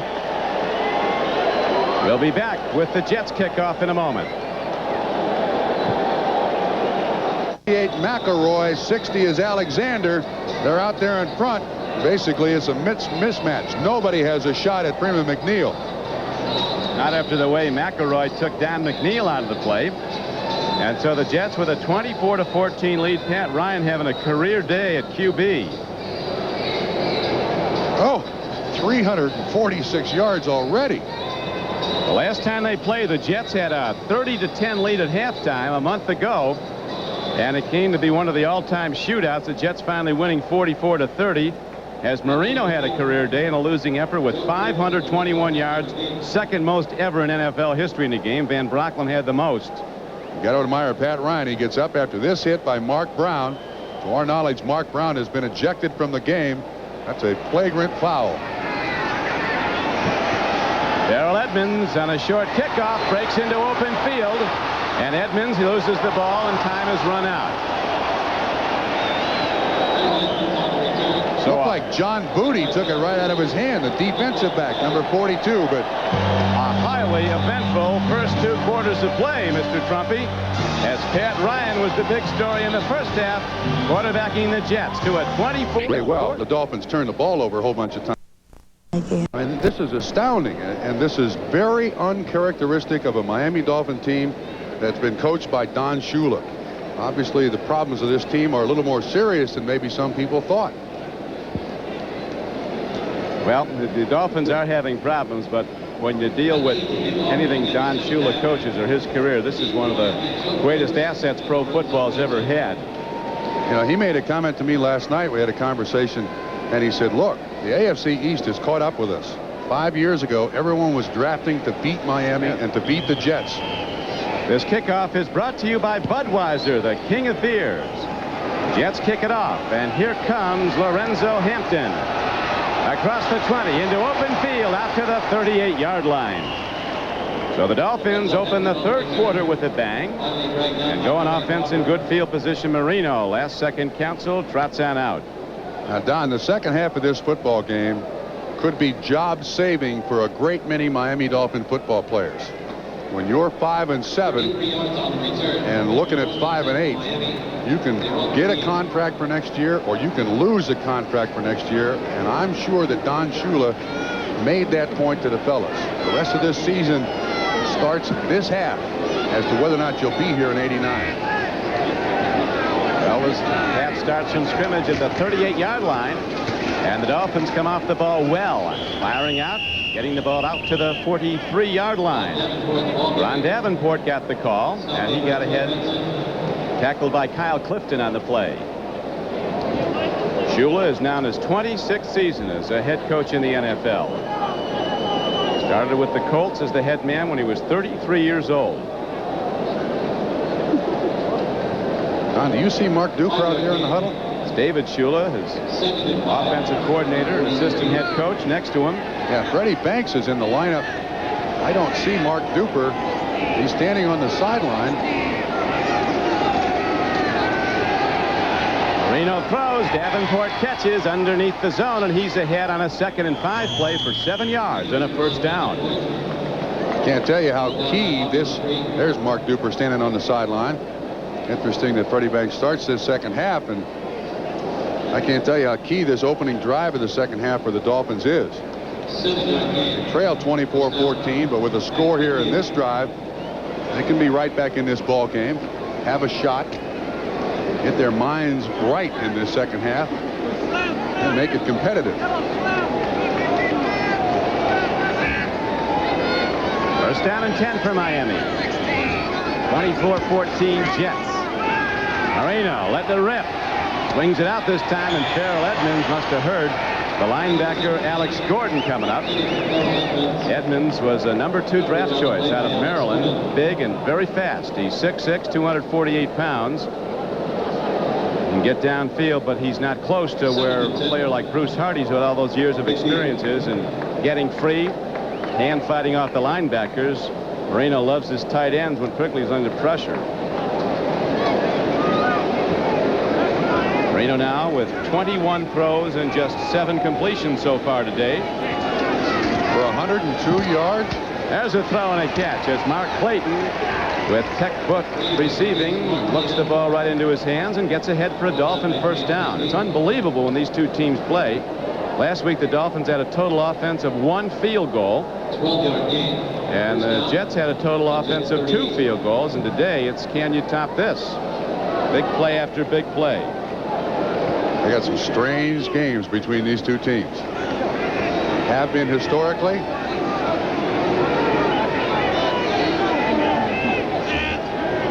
Kallenbach down over the ball at center. The rookies at right guard, Harry Galbraith. End off to Troy Stratford.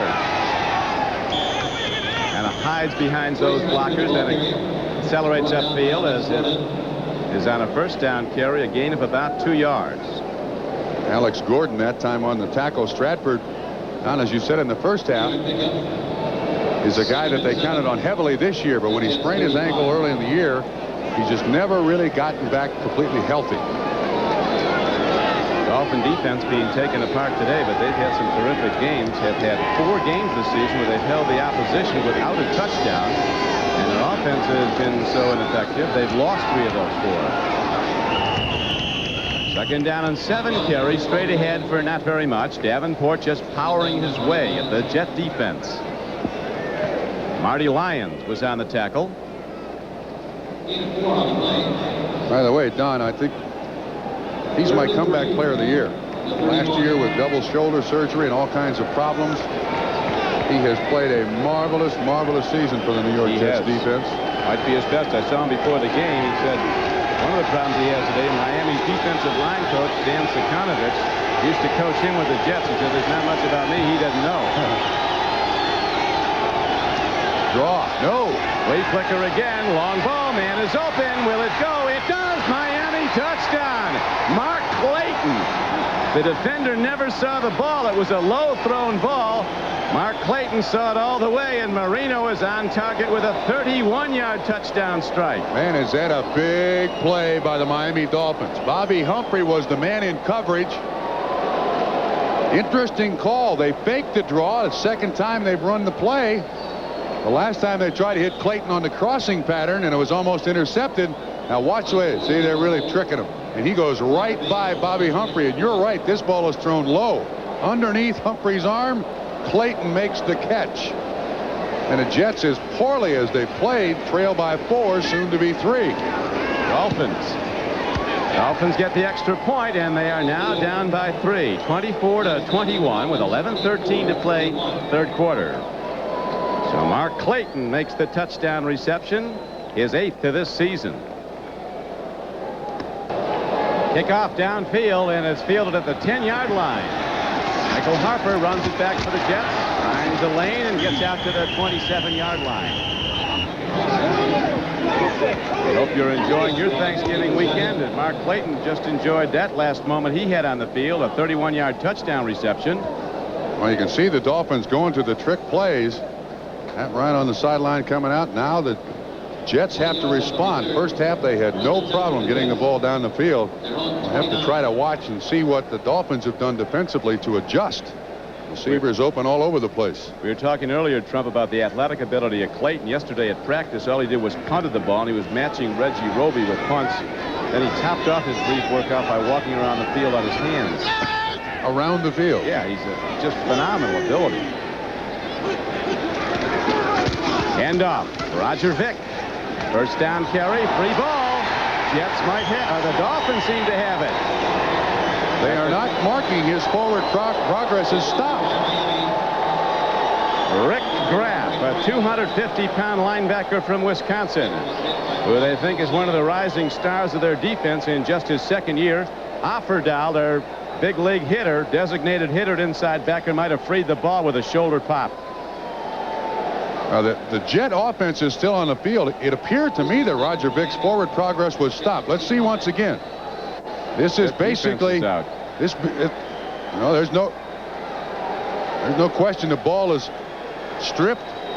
Miami gets his offense out there in a hurry to try to run a play. One of those room service recoveries you talk about. Right in his hand. So Miami has a chance to take the lead, but not on that play, as Davenport gets nothing on a 1st and 10 carry at the 25-yard line. We're in the third quarter, 10:45 to play in it. Jets 24, Dolphins 21. No gain on the play. Ickey Woods is in the end zone again for the Cincinnati Bengals. 28-7, Bengals over the Bills. Washington takes the lead in the third quarter over the Cleveland Browns. And on Sunday, number 13. Dolphins with a 5-7 record coming in. The Jets 5-6-1. They had that one tie with Kansas City.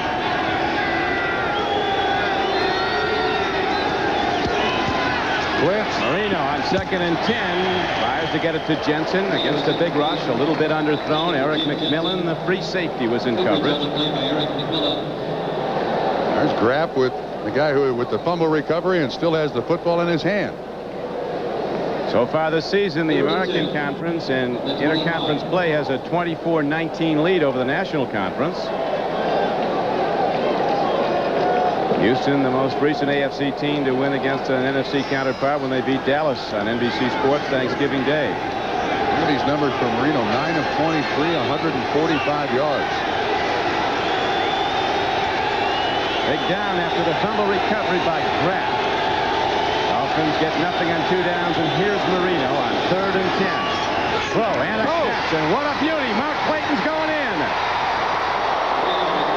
What a game! McMillan was the man in coverage. 25 yards on the catch.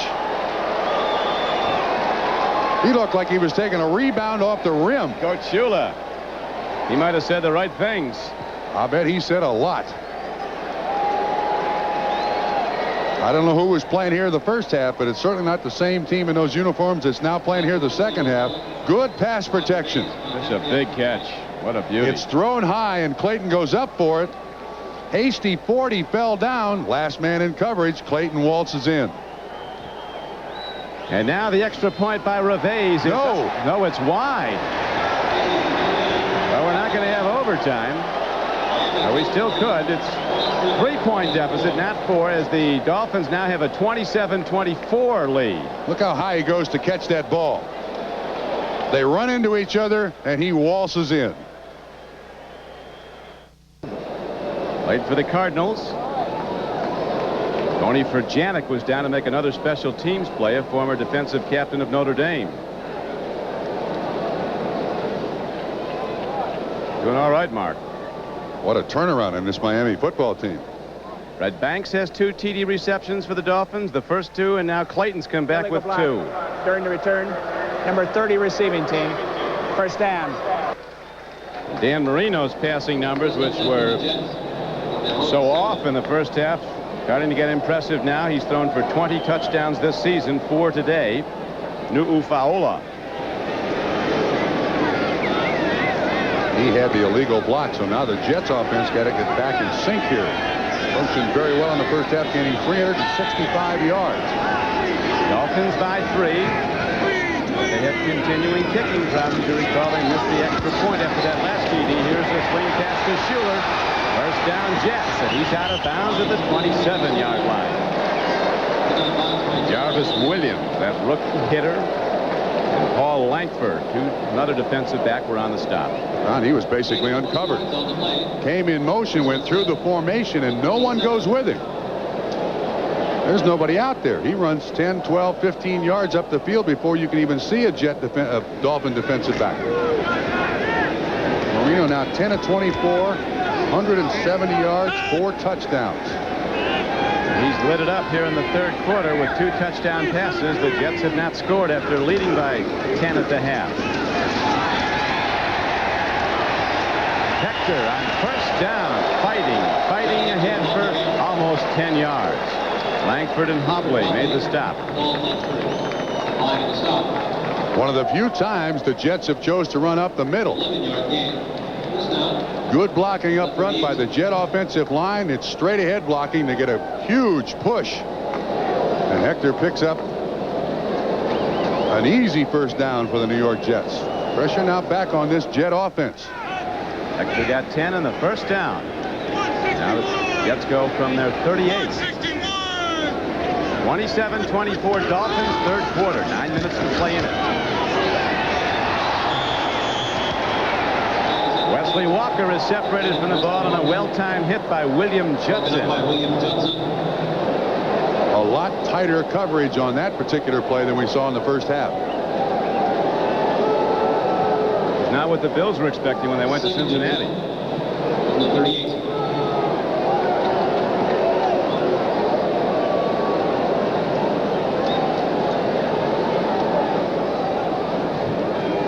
So now the Jets come out of the huddle with second down and 10 coming up at their 38-yard line as Pat Ryan has thrown the ball 33 times.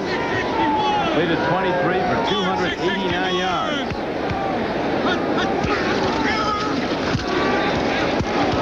He throws, but he underthrows Al Toon, and so 3rd and 10 comes up. All of a sudden, the Jets don't look very good. Having trouble throwing the ball down the field. I think Ryan realized there he had a receiver open. He just underthrew Al Toon. Walton's got to be wondering what happened. We had this game firmly in control, and then we allow 14 points early in the 3rd quarter, and how can we be 3 points behind? Didn't take long. This one gives every indication of being a last-at-bat game.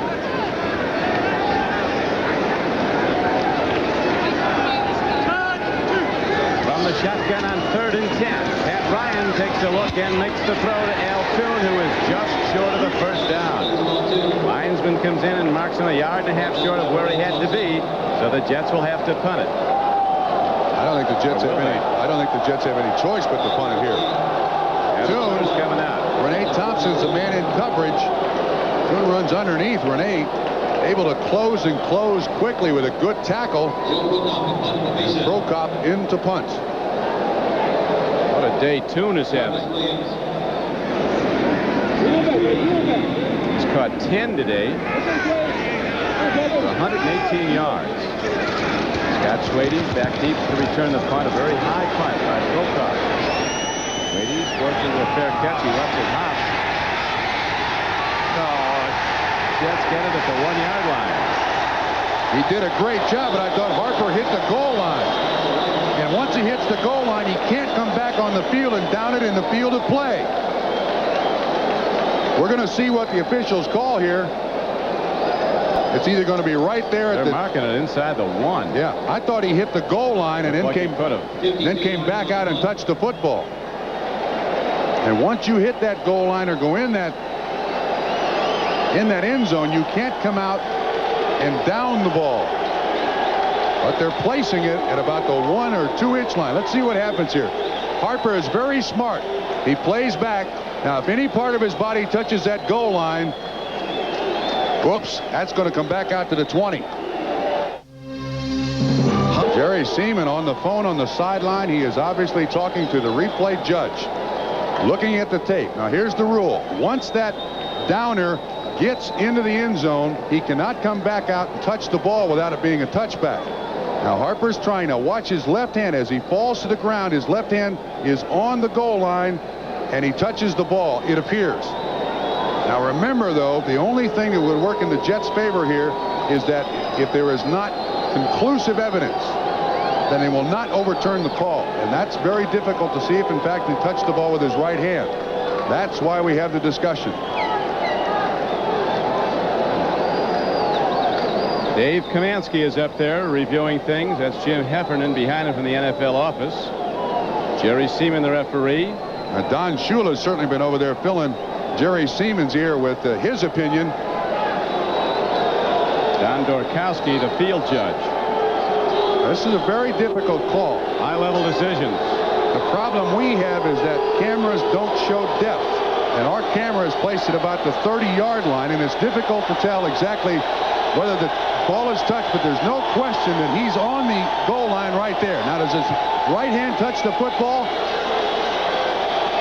I think the ball's going to... It's determined that the kicking team member touched with his hand on the goal line, also touched the ball on the 1-yard line, then eventually came in, fell on the ball. Consequently, we have a touchback reversal. All right, Trump, you call it, babe. You jumped right on that. That's as close a call as you're going to get in a situation like that. Replay raider that you are. Shula's relieved. They're explaining to Joe Walton what the call is. Harper does a great job, but he gets his hand on the goal line and touches the ball. He's in the end zone, touchback. It gives the Dolphins 20 yards and 80% of their offense. Dolphins with 2 third-quarter touchdown passes thrown by Dan Marino have come from behind to take a 27-24 lead. And Marino's going up top again. Look at that fastball to Farrell Edmonds. He's away. The big tight end from Maryland outruns all the defensive backs. And the Dolphins go the distance on an 80-yard scoring play.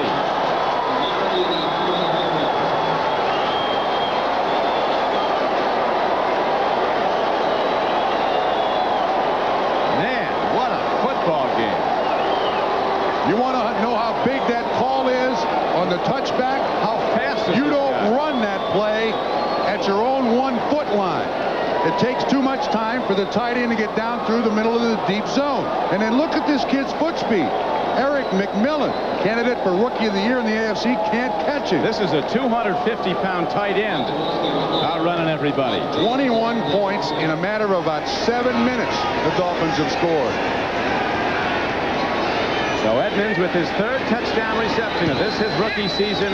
Reves hits this extra point, and the Dolphins extend their lead to 10. It's now 34-24. And Marino has thrown for 5 touchdowns.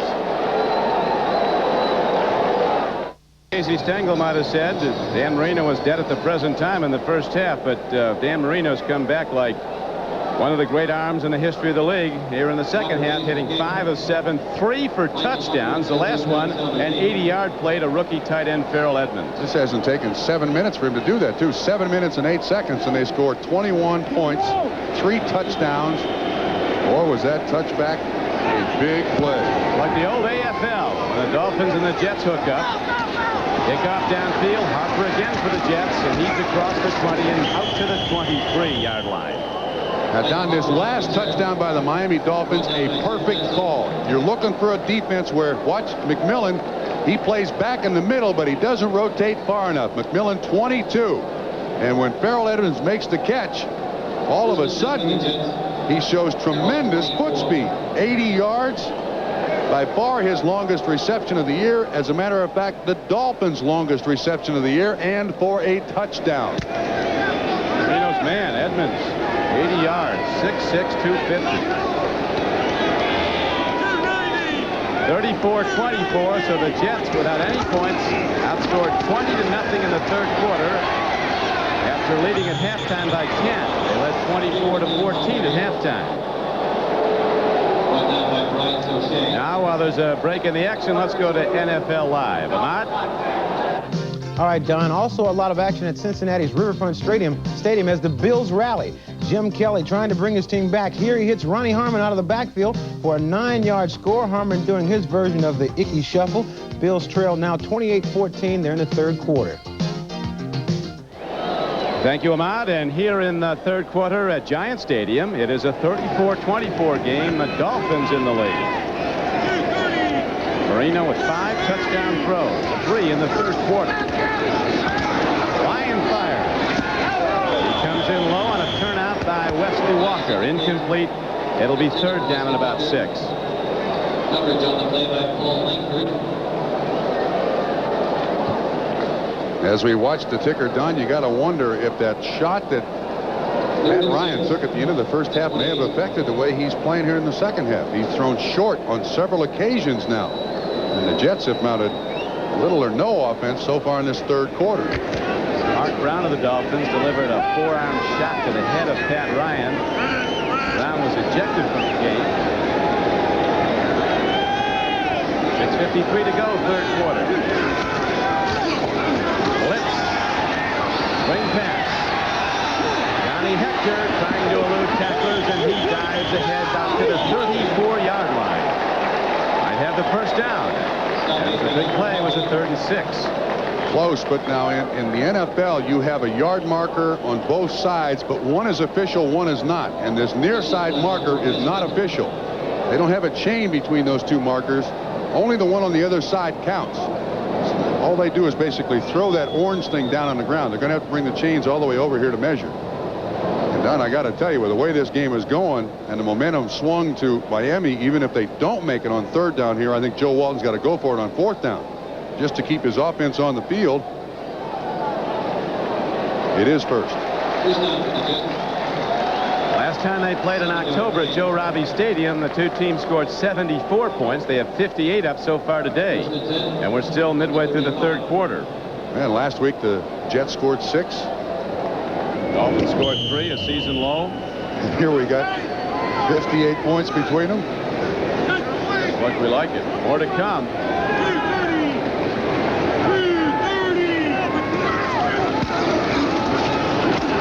Penalty marker down as Ryan throws to his tight end on first down, and Mickey Schuler gets ahead for 8. But it could come back. John Upperdahl, T.J. Turner on the tackle. Penalty marker on the play. And come back at will. It was a holding call against the Jets.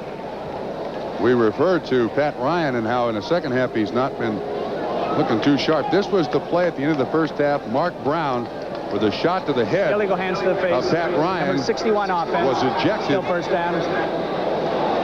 The pass was caught by Wesley Walker. The Jets did go in and score. But Ryan laid there on the ground for quite a while, and he does not look sharp in this second half. Just coming out at all. That's a lot. Series memories in '86. They only had 1,066 yards and 96 points. 84 yards passing. Jets won in overtime 51-45. Well, we're going for bonus today for extra bases, and here's a throw to Al Toon, who's out to the 45-yard line. On a 1st and 20 play, the Jets get 20. William Judson, the man in coverage. Toon having his best day of the season. First down. That time Ryan rifled it. Marino catching up. Look at the touchdowns. Or can this kid get it in the end zone or not? Like nobody in history for the amount of time he's been in the league.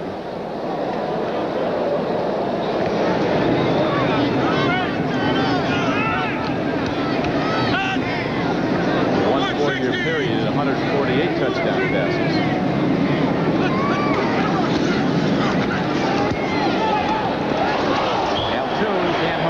The ball again comes in a bit to the wrong side. Langford defending. We got a flag down too. That ball was tipped by Rick Graff right at the line of scrimmage, Don.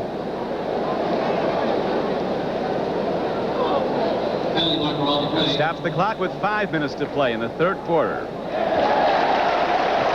Defensive hold. First down, Jets.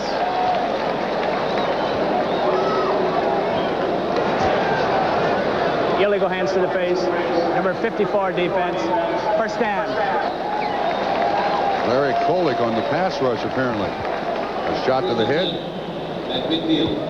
That's another thing. The Dolphins came into this game with an awful lot of penalties. Last week set a team record for number of penalties in the season. Just 3 today.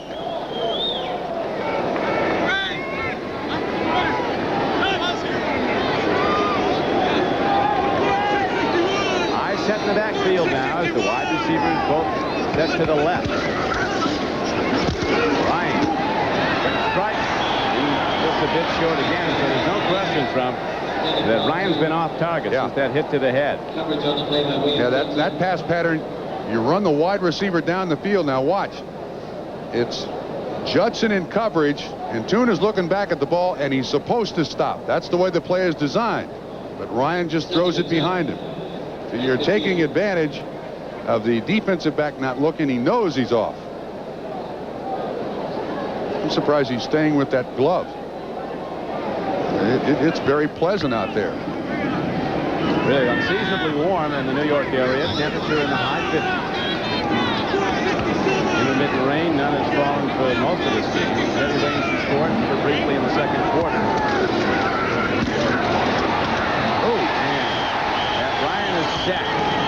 Dolphins get the big rush. Big Jackie Klein coming hard again, number 98. And also coming on was Eric Kummerow, the number 1 draft choice out of Ohio State. First sack of Pat Ryan. Nobody's got Marino for now a 9th consecutive game, an NFL record. Kummerow coming from the outside, the rookie out of Ohio State. They have great promise, they think, in this young man. He's still got to learn how to pass rush. 43. He's 6'7", 260. The Jets are, the Dolphins are going with a 4-man front. Well, now Kummerow comes out. No, he goes back in. Klein goes out. And O'Brien looking from the sideline. Joe Walton wondering where did it get away from him. Their down comes up. Deep drop by Ryan. Long ball over the middle, and it's caught by Al Toon and does Does he have a first down? He could be just short of it. Clifford Hobley knocked him back. Jets will go for it. Yeah, they're in 4-down area. Down 10 points. 4:07 to go, third quarter. 15-yard gain on the play. Billy Griggs, a backup tight end, comes in with the play from Coach Walton. Rich Kotite, the offensive coordinator. Zeke Bratkowski, the quarterback coach, in the booth. Not a bad day. 12 catches, 155 yards for Altoon.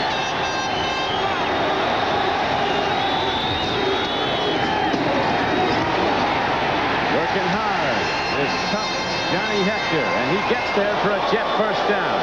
On 4th and less than a yard, Johnny Hector gets the call. Great second effort by Johnny Hector. The spot where that play was designed to go really plugged up pretty well. He was able to bounce it outside ever so slightly and keep his head down to pick up the first down. The Browns have now tied the Redskins in the 4th quarter at RFK Stadium in Washington.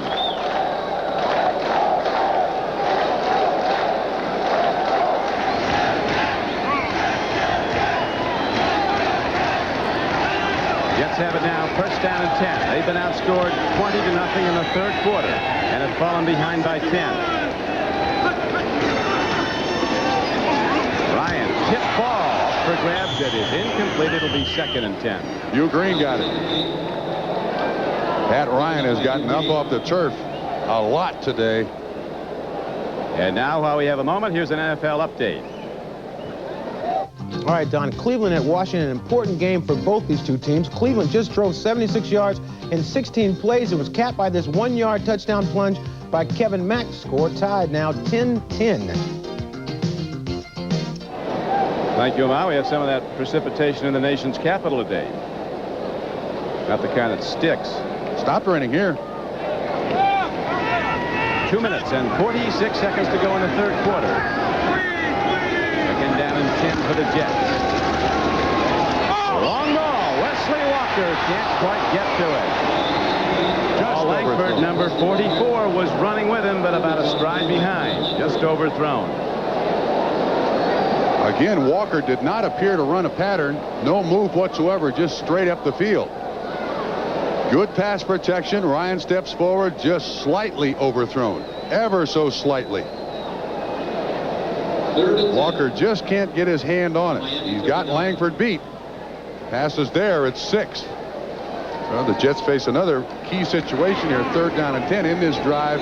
The guy they've gone to has been Altoon. He's near side with Paul Langford. Bottom of the screen. Walker with 69 career touchdown catches, averaging 35 yards a catch. Woo, an open play on the ball, and the Dolphins couldn't come up with it. It goes as an incomplete pass as Rick Graff, the outside linebacker, who not that long ago, you remember, got the fumble. Had an open track down the field had he intercepted that. He was flushed out of the pocket big time. Ryan that time had lots of heat on him. Prokop is in. Well, the Dolphins defense has done it here. They gave up some yards. This drive started at the Jet 28. But they've shut him out in the second half. Last time Prokop punted, you remember, it was downed at the 1, only to be overruled on replay that the man who downed it had his hand on the goal line. And here's a fair catch by Jarvis Williams at the 14-yard line. And the Dolphins go on offense there, 1st and 10. Marino with 5 TD throws today, 189 in his 6th year in the league. Headline: when the Miami offense is sick, for some reason it gets well fast against the Jets. In the previous 4 games, the Dolphins scored only 36 points total. They have 34 already today. Yeah, for the whole season, they've scored 54 points coming into this game in the 3rd quarter, and they've scored 20 today on those 3 touchdown passes by Dan Marino. So this is an offense that, you're right, can get well in a hurry. Marino, 5 TD throws, and here's the handoff, and there's not much there for the Miami run. There has not been all season. They're last in the running game.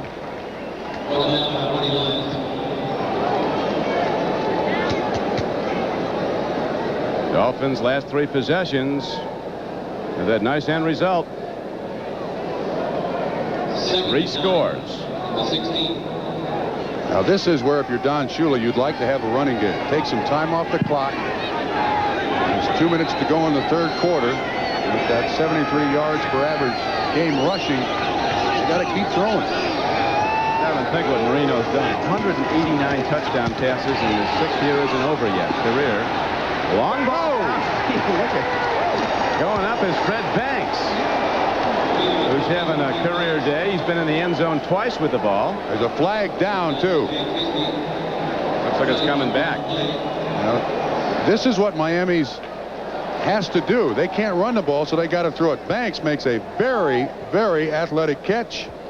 Hasty is the man in coverage, and it looks like it's going to be a late hit on the quarterback. Illegal hands to number 55 defense. Penalty decline. First down. It was an illegal use of the hands by Alex Gordon on the pass rush. So they decline the penalty and take the pass reception. Now, we've not seen Mark Duper on the field, to my knowledge, in this second half, Don. It's been Freddie Banks, and it's been Mark Clayton. And to our knowledge, Duper was not hurt. Well, we ruined his average there. He had 2 catches for 2 touchdowns. There's Mark Duper on the sideline, held out in the preseason. This season, he's had 39 catches, but for just 1. Look at this. Play stands. Completed pass. Look at the numbers these two teams have put on the board.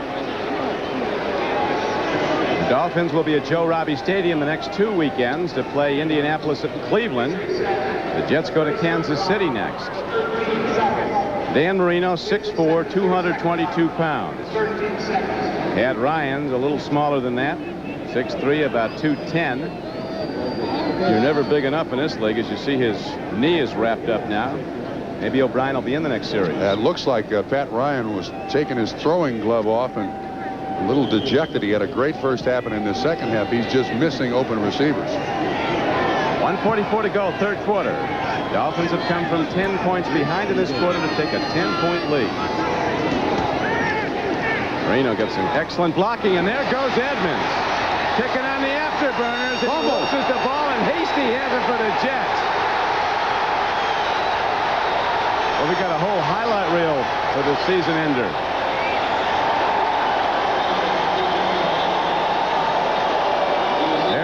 Had the same pattern. He split the zone and was on the run when somebody knocked the ball free, and Hasty, another rookie, picked it up. It looked like Rich Miano, number 36, was the guy who knocked the ball away.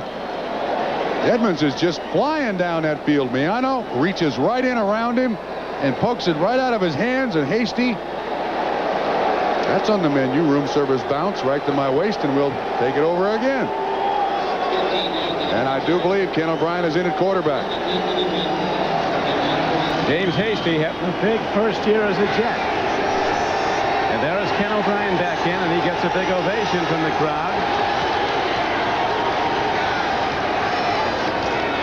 Good numbers career against the Dolphins, and here's a throw under the zone to Mickey Schuler, and he's ahead for a Jet first down, a 12-yard gain. You know, the interesting thing about these two quarterbacks for the Jets, Ken O'Brien, you see Farrell Edmonds on the sideline, absolutely disgusted with himself.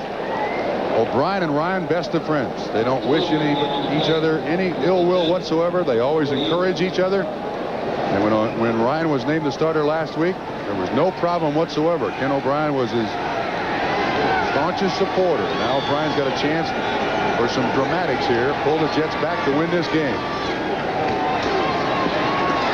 And Ryan takes a look. Going over the middle. He's got Johnny Hector on the run. And Hector with a grab below his waist. An excellent reception on the dead run.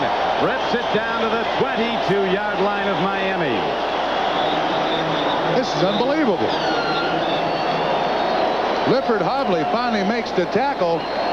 You watch O'Brien. He is looking for Wesley Walker out in the left flat. Good coverage by the Dolphins. He comes off to Johnny Hector. A 30-yard pass reception, and the Jets are now at the Dolphins' 22. Johnny Hector delivers a big play for the Jets. Game time winding out in the third quarter as here comes Freeman McNeil. Open field. A cutback move, and McNeil is down to the 12-yard line. Very close to another first down. Don, big block that time by Al Toon. Whoop. Buffalo coming easing back. into it. Rob Riddick with his second one-yard touchdown run. Still 14:09 to play in that game. Washington with a field goal. Again goes in front of Cleveland. That sweep made possible by Al Toon. The flanker coming back. A nice crackback block on Rick Brett. And suddenly Freeman McNeil was outside, and finally Jets fans are in this game. First down, Jets.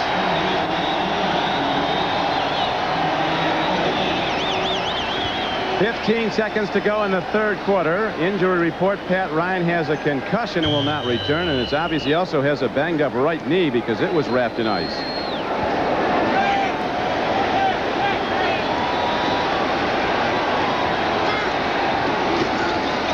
Hector cut down. Good play from the Dolphin defensive front. And that'll do it for 3 quarters of play as a misting rain is falling here at Giant Stadium. The Dolphins, with 20 unanswered points in quarter number 3, take the lead 34-24. Fourth quarter is coming up, and we'll be right back after these messages from your local station. Weekdays at 5 on Florida's Channel 2. Unusual weather and a wild game has been the storyline here at the Meadowlands as the Jets, Ken O'Brien, runs straight ahead and gets down to the 7. Not known as a running quarterback. But he was there, and now let's go back to Ahmad in New York. All right, Don, a lot of excitement in Cincinnati. Buffalo, with the best record in the NFL, is fighting its way back. Here, Jim Kelly finds Andre Reed on this 36-yard pass. I thought it was a touchdown. The referee marked it on the 1. 1 play later, Rob Riddick scored. Buffalo trails 28-21. They're in the 4th. Thank you, Ahmad. And now we have the Jets contending for their first points of the second half. Down by 10. O'Brien looks, lobs. There's a man going for it. Nicky Schuler. Touchdown, Jets. The shootout in the Meadowlands continues. Hugh Green in coverage. Perfectly thrown by Ken O'Brien.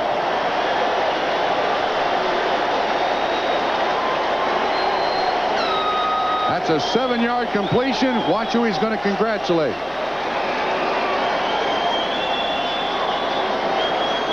Yes, sir. Well, that's the way you like to have 2 quarterbacks on the team. So now it's a 34-30 game. The missed extra point by the Dolphins looms large. If this one's hit by Leahy, Jets would be within a field goal of tying the game. With 14:09 to go, we could have 5 more touchdowns. Extra point is good. And in the first minute of the fourth quarter already, 65 points are on the board. The Dolphins lead by 3. As the throw is to Schuler, a perfect combination. Pat Ryan among the walking wounded now on the sidelines, battered after a terrific performance, a concussion and a banged up right knee, and Ken O'Brien has come in his absence. He's coming out to hold, though, and he did it very well after this touchdown reception by Nicky Schuler. Hugh Green never saw the ball thrown. He didn't see the receiver look up for it. And Schuler with an easy catch there. And after coming off the bench, Ken O'Brien couldn't have performed any better with the ball. 3 of 3 for 48. Also had that run up the gut to get it down close. And Jerry Seaman on the sideline here talking to the replay official.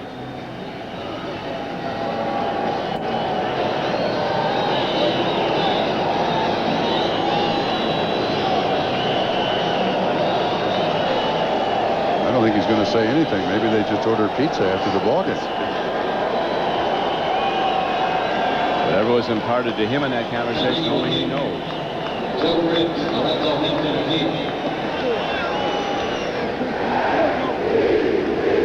Pat Leahy set to kick off for the Jets with 14:09 to play in the game. 34-31 Miami. Lorenzo Hampton.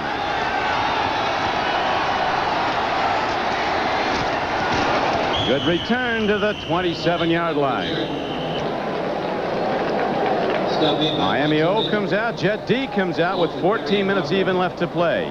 That's, you see, the Dolphins have had real fourth quarter problems, as we were alluding to earlier, averaging just over 2 points on offense in the first quarter through the previous 12 games, giving up 64.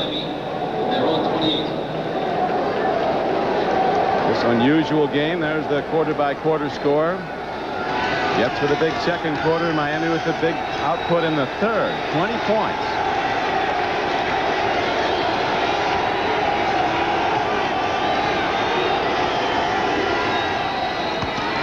Marino, quick out. Big hit put on by Alex Gordon, a 250-pound outside linebacker on Troy Stratford. Now, Don, I make this comment. The only time we've seen Mark Duper, the Miami Dolphins, in the second half is in the 4-receiver set. Freddie Banks is the guy who has played the second half almost exclusively. There's Mark Duper right there. Production has been off. Part of the Marx brothers. Clayton's carried his load, and there's Freddie Banks. He's got 3 catches for 2 touchdowns. Jets now come with a 4-man rush to put some pressure on Marino, I guess.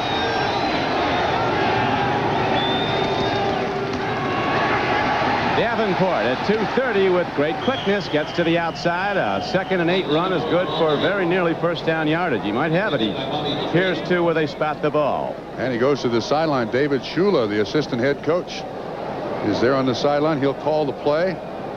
Davenport goes back in with it. As I mentioned earlier on the previous drive, this is where you'd like to run the ball if you're Miami. Able to eat a lot of time off that clock. 12:50 and ticking in the game. Dolphins leading by 3. I believe that's Tony Nathan, one of the assistant coaches on the sideline. He's charting plays for the Dolphins.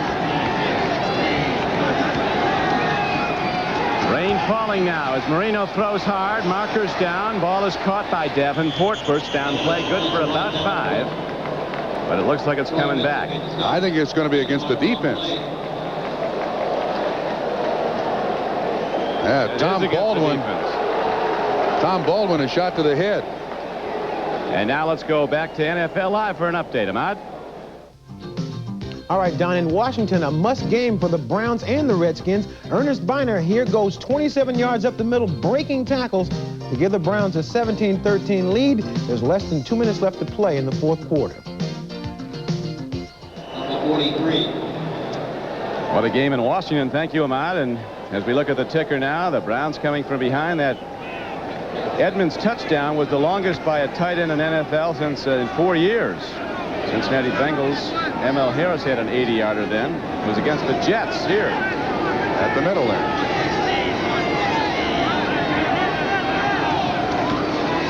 Marino to Stratford. Finding away on first down. He gets ahead for about 3.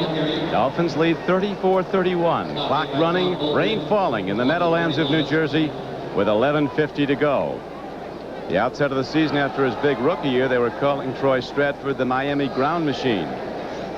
Well, without that ankle injury, I don't think there's any telling what that kid might have done. But he's just not been completely healthy throughout the season. I think the Dolphins like him. They'd like to see him completely healthy and able to practice every day during the week.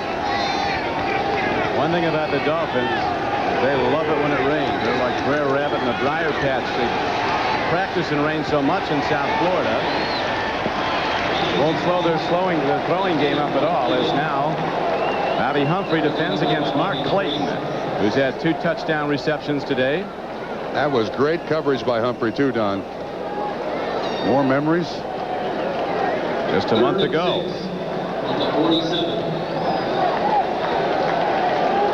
Jets led that one 30-10 at halftime in October of '88. Marino brought him back, but the Jets won it. Now here comes the 4 wide receiver set.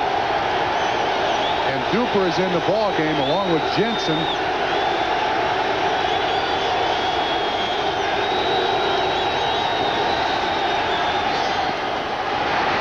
Mark Clayton. Very excellent open field tackle by Rich Miano. Clayton was heading for the end zone had Miano not come over and cut him. Not enough, though, Don. That's not enough for a first down. Roby's coming out to punt for the Dolphins. Well, you said earlier this may be the last team that has the ball offensively wins the game. I'm beginning to believe you're right. Long way to go. 11:14 to play. Reggie Roby comes in averaging 44 yards a punt. He's been to the Pro Bowl as a punter. JoJo Townsell, the best punt returner in the NFL. Almost 13 yards a return this season. Looking to get the Jets in field position.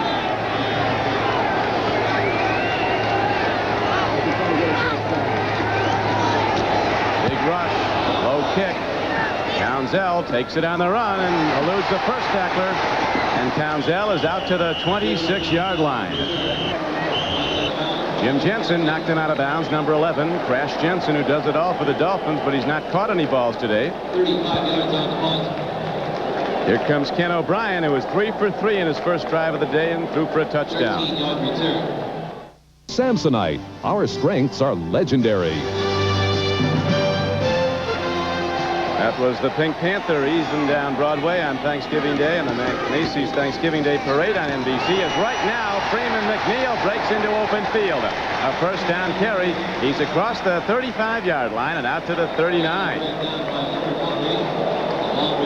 Gain of about 14 yards on the play. Joe Walton and his offense can basically go back to their game plan. Trailing by 3, they want a lot of possession, and this is a ball possession type offense. Jets now with 2 tight ends and Johnny Hector in the ball game. Ken O'Brien in relief of Pat Ryan. McNeil now 9 carries, 49 yards on the afternoon. Has 700 yards rushing for the season. And over 4 yards a carry again. He's over 4 for his career. They like Hector a lot too, and he comes in to spell McNeil, and Johnny Hector on a first down carry gets about 5. Jarvis Williams, that hard-hitting Gator from Florida, the number 1 draft choice of the Dolphins, made the tackle. Actually, number 2 draft choice, Jarvis Williams. The Skins game is next on NBC Sports. A total prize package of $450,000 with great names like Nicholas, Trevino, Floyd, and Strange competing for it. Skins game is next, except on the West Coast. It is now 2nd down and 5. Jets. 9:40 to play in the game. 34-31 Miami. Just threw it out of bounds. Is incomplete. Intended for Altoon. Altoon was the intended receiver, but wasn't close. It looked like there was contact along the sideline. That's Judson in coverage. He was pushing and shoving on both. Judson looked like he shoved Altoon completely out of bounds. Brings up 3rd down and about 6. Ken O'Brien, a quiet type but a leader. His teammate Rocky Cleaver, a tight end who's on injury reserve, says he doesn't lead like Pat, and he leads more like Gandhi. Mahatma.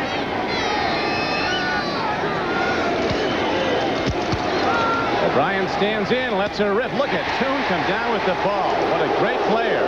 He's down to the 43-yard line. You were an all-pro receiver. There's not many guys that equal that ability. Well, let me tell you the advantage that Altoon has over a lot of people in this game. He's 6'4" with very, very long arms. And there's good pressure here by Miami, but Judson again is the man in coverage.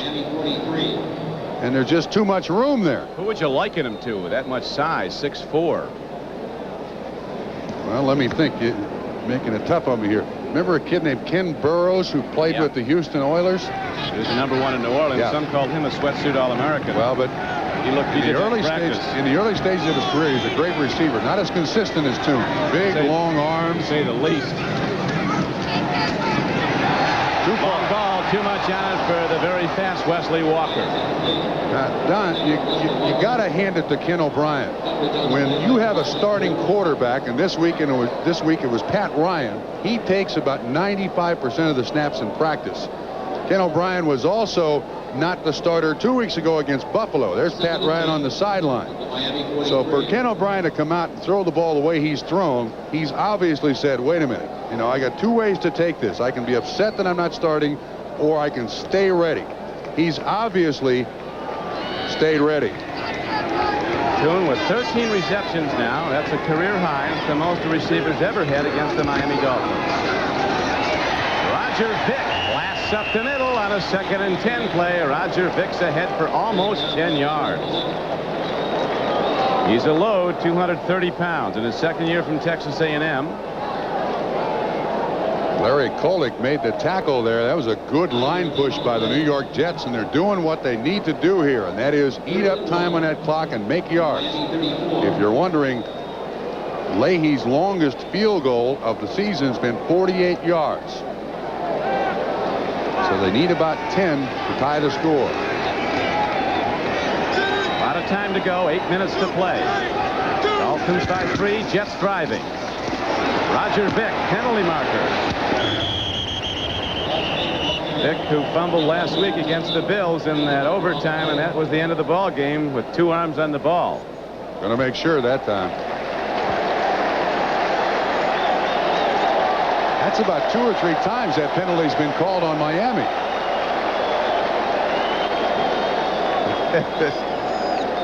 Ickey Woods with another touchdown run. Crumpy, I believe you're showing jubilation at that Cincinnati score, unbeknownst to our audience. Well, that's a big game. That's acceptable. Oh, that's a big game. 10-year Bengal. That's a very big game. Last time the Bengals had a big confrontation in Riverfront Stadium, they got blown out by the Cleveland Browns about 2 years ago. So there's still a lot of question about the Cincinnati Bengals. Do they have the character? Langford comes out. Starting cornerback limping, but it looks to be a little bit better now as he walks it off. First down and 10 Jets, who trail by 3. Freeman McNeil, open field. And the Bruin from UCLA, a Weaver and a Darter, takes it ahead for a Jet first down to the Miami 16-yard line. Gain of 12 on the play. They're running behind Schuler, McElroy, and Alexander. Schuler comes in motion. Billy Gribbs. This is the old power sweep. You see height. Too. I'll tell you, that's the power sweep. You pull a guard, and you also got that lead guy being a big tight end. But that play in the teaching reel. Everybody did it right, and the Jets get 12 yards and a first down. Marker might be motion. Don, I want to could be an offside. I want to comment here that on the top far side of the field, you have, here's the call by Jerry Seaman.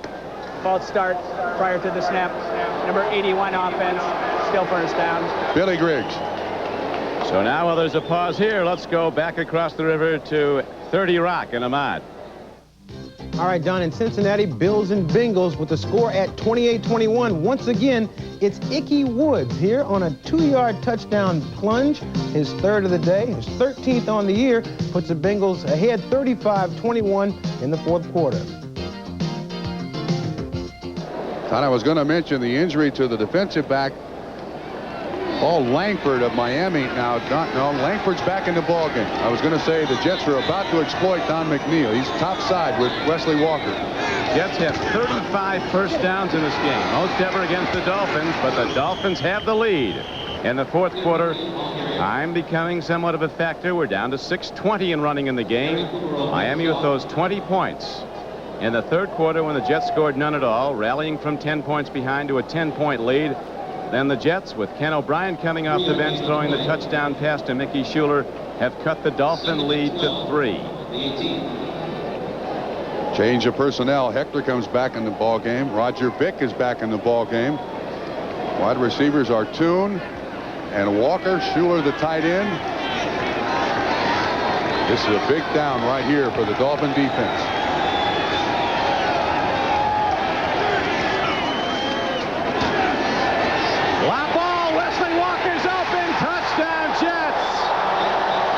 Take the lead.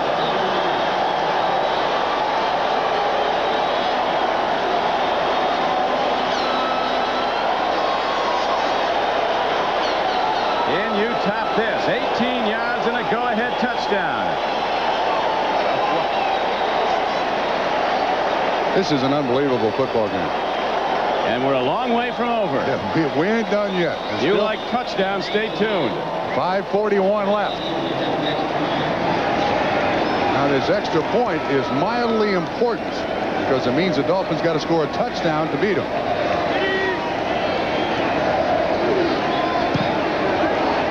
very nearly blocked. Freddie Banks had a play on the ball, but Pat Leahy delivers, and the Jets take a 4-point lead, so the Dolphins have to get in the end zone. Once again, from behind the defense, you'll see Ken O'Brien look to his right, our left. He looks off the safety. Walker runs a great pattern. He gets behind the defensive back. 6 points. The drive is on. 972 yards offense, 72 points so far. And we have 5:41 to play. Don Criqui with Bob Trumpy as the rain falls in the Meadowlands of New Jersey, and Pat Leahy kicks off. Following the Jets' go-ahead touchdown. On the one hop, Joe Cribbs takes it ahead to the 30-yard line. Ken O'Brien, an awfully excited guy coming off the bench, Trump. I don't know what affected Hobley, the defensive back, but he wasn't even close to Wesley Walker. And then psychologically, this touchdown by Ken O'Brien, you have no idea what that does to a player. Replaced 2 weeks ago as the starter. Joe Walton said he just wanted to change, and now Ken O'Brien says, I'm a contributor. I'm back. I'm in the inner circle again. He is. Getting some big numbers in his short stint. Here's Marino ready to put it up again. A fastball and a strike out to the 47-yard line. What a gun on that Marino. He was a major league draft choice of Kansas City as a shortstop, Dan Marino. That would have been a waste. I'm certainly glad he chose football. Game clock winding down, and Jets holding to a 4-point lead. They led 17-7, then they led 24-14 at halftime. Then the Dolphins ripped it open with 3 third-quarter Marino touchdown passes. He's thrown for 5 scores today and took a 10-point lead. Now the Jets have come back to lead by 4. Quick out with the ball. Ron Davenport on the run, and he's out of bounds inside the 40. This is unbelievable. It really is. You know, it's as if you're running an offense, both these teams running an offense against your training camp defense. In other words, give us this look. This is the play we want to run. That's the way your offense works in training camp. It's not supposed to work in the NFL like this. Coach Shula, as he's done before, said the right things at halftime because an uninspired team came out breathing fire. I'd look for a broken blackboard in there in that visiting locker room in Giant Stadium. First and 10 Dolphins. Davenport gets 3 down to the 35-yard line. Dolphins have been shut out in this 4th quarter so far, though. This has been their real problem quarter. They've only scored 27 points in the 4th quarter throughout the season. In 12 games. In 12 games. Second and 7 at the Jets 35. First final of the day in Pittsburgh has defeated Kansas City 16-10.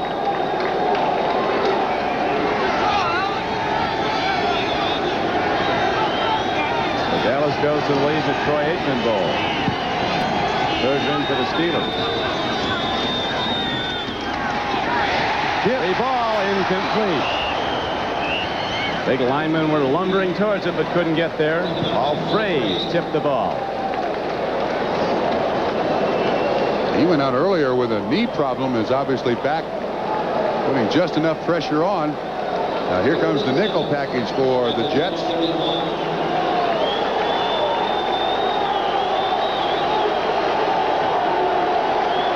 Scott Schwades, as you see the AFC now with a 6-game advantage in head-to-head competition with national conference teams. Marino's thrown for 338 yards and 5 touchdowns, no interceptions.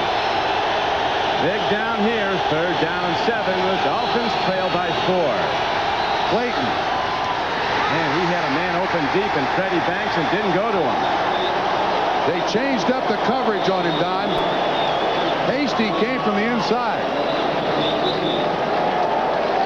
Clayton was open. Now watch the defensive back at the top of the screen. Hasty drops the coverage, and he's right there for Clayton. You're right. Banks, 86, is open deep. Give that one to Bud Carson. We got a Miami Dolphin player down. Looks like Dennis, left tackle, who started the day for John Giesler. Dennis and Lee, that's starting tackles for the Dolphins today. Foster and Galbraith the guards. Dellenbach the center. This is not an offensive line that's deep with White Stevenson out. And don't have a great many players to go to. From the pro football shootout at Giant Stadium, NBC Sports goes to a pro golf shootout. The Skins game coming up next from La Quinta in Palm Springs, California, with $450,000 in prize money. Trevino, Floyd, Strange, and Nicklaus, the competitors. How much money have they won in pro golf? They don't count it anymore. They weigh it. Well, Nicklaus has a bad back. He's got himself well for this. they need a big scale for all the money that those 4 guys have won. Curtis Strange over $1 million this year in golf. We go to week 14 of the '88 NFL season next Sunday on NBC Sports. Doubleheader day. The Colts try to keep their playoffs hopes alive when they battle the Dolphins at Joe Robbie Stadium. The Seahawks take on the Patriots at New England, plus other regional action in the second half. Most of you will see the Broncos battle the L.A. Raiders. That's next Sunday, an NFL doubleheader on NBC Sports. Here's the game. It's interesting to note that Jim Jensen does not have a catch yet today. The Jets have done a great job of keeping him out of this offense. But 4th down and 7, you got to think that Marino might look for him.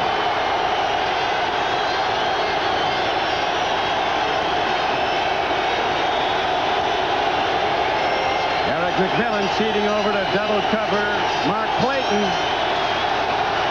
Long ball. Incomplete. The Jets hold. John Booty, a rookie defensive back, tips the ball away from Fred Banks as the Dolphins went deep on 4th down. And the Jets, with 3:58 to play, take over the ball, leading Miami 38-14, 38-34. Very interesting choice by Dan Marino. It worked once for a touchdown. This time 42. John Booty there with the correct coverage. I'm surprised. 4th and 10, and they go for the distance. Jets have done a great job of covering those underneath receivers today. Jensen held to no catches. And again, Dolphins shut out in the 4th period. But still 3:58 to play. Jets looking to run the clock now, and they bang ahead on the running down as they go to Freeman McNeil. Knocked down by John Offerdahl, the inside linebacker. McNeil getting a lot of work in delivering. Jets keep the clock running as they now come to 2nd down and 6. They got to hang on to the football. 2 years ago in September, 1,066 yards, 96 points today. They are going for bonus.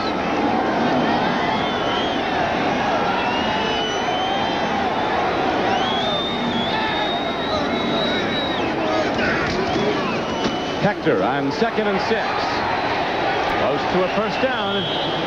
Johnny Hector, a power runner, 5'11", 208 pounds. As the game clock now goes down to 3:03. T.J. Turner was on the staff along with Jarvis Williams. 1st down, Jets.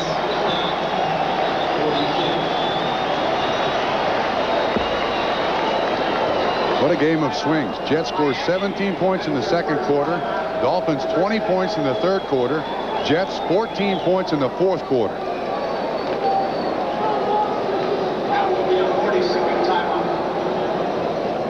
Dolphins have taken the timeout with 3:03 to go. They got to use that clock wisely now. Try to get the ball back in the hands of their offense. Yeah, we remind you that this telecast is presented by authority of the National Football League and is intended for the private use of our audience. Any rebroadcast or other use of this telecast without the express written consent of the New York Jets and the National Football League is prohibited. This game is the property of the National Football League, the Miami Dolphins, and the New York Jets. All rights are reserved. We got to pick an MVP. This is a tough choice. Every better way we pick a winner or get a winner. Well, just thinking ahead. I'm not so sure I wouldn't give it to Pat Ryan with his performance in the 1st half. You know, Brian's come on for that one drive in the 2nd half, but Ryan did an outstanding job getting the Jets off on the right foot today. I'm not sure I wouldn't give it to Dan Marino. He wasn't bad either. And Toon is a 3rd choice. Hang on to the football. Raymond McNeil on first down. The Dolphins shut him down. Gained just 2 yards, and now a timeout is signaled. Dolphins use one of their 3 allotted timeouts. The only way the defense can stop the clock is by calling timeouts. You want to try to leave your offense with as much time as possible, because the offense can stop the ball with incomplete passes, throwing the ball into the ground, runners or pass receivers going out of bounds. Don Shula knows how to work that clock.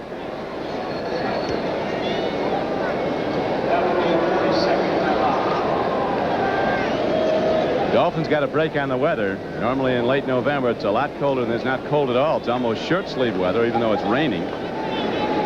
Mid-50s.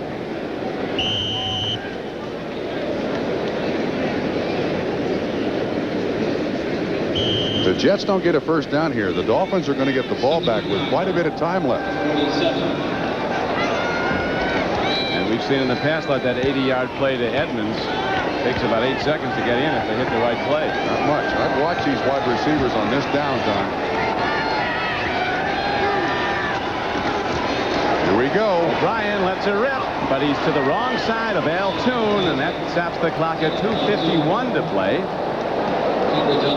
Third down and 8 comes up for the New York Jets. Now, William Judson was the man in coverage, and Toon was open. And O'Brien mad at himself. Now you see what that timeout did by Miami. Second down and long. Take a chance with the incomplete pass. That also stops the clock, so Miami's played this well. McNeil and Hector both in the game now. Both catch the ball well. I'm not so sure it wouldn't run the same pattern again with Al Toon. Miami might be sending the blitz here. They're Nate. They send a blitz. Here comes Offerdahl, and O'Brien gets it away to Al Toon for a first down to the Dolphin 40. Offerdahl faked the blitz beautifully, and then at the snap he was coming hard. O'Brien caught him and let the ball rip ahead to Al Toon. A 3rd and 8 play turns into a 17-yard gain. That now what? His 13th catch of the day? 14th catch of the day. This time he turns in looking the same way. Walker does a great job of clearing underneath, and Toon makes a great adjustment to the football for the first down. And O'Brien's reaction, that's about as much as he'll celebrate. Miami takes another timeout. Now they're out of timeouts. Al Toon has 77 receptions this season, 3 games to play. This is close to a career high for anybody. It is. For anybody. 14 catches, 182 yards. That, for a guy coming into the ball game today that had only averaged less than 10 yards per catch. The Bengals edge the Bills, or beat them soundly. Look at that. The Cleveland Browns beat the Redskins. So the Browns, what do they go to, 8-5? That is correct. Everything remains the same in the AFC Central, with Houston beating Dallas on Thanksgiving Day. What a division. Bengals are 10-3. Houston's 9-4. And the Browns are 8-5. Cincinnati in good position, possibly to get home field. Buffalo still has a game advantage, but head-to-head's the first tiebreaker if they finish with the same record. And the Bengals beat the Bills today. Bills are 11-2. Is accepted in any season. First down. McNeil runs to the 38-yard line. Jets, as the players start up after the mark. And now the Dolphins cannot stop the clock. Next time it'll stop will be the 2-minute warning, and the Jets will not run a play.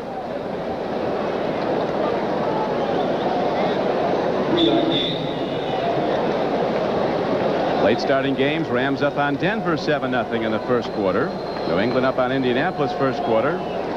Patriots have won 5 of their last 6 with Flutie at quarterback. Amazing. They're a playoff contender as a wild card. Buffalo's already won the division. Amazing. The New England Patriots have won 5 out of 6 with Doug Flutie at quarterback. Amazing.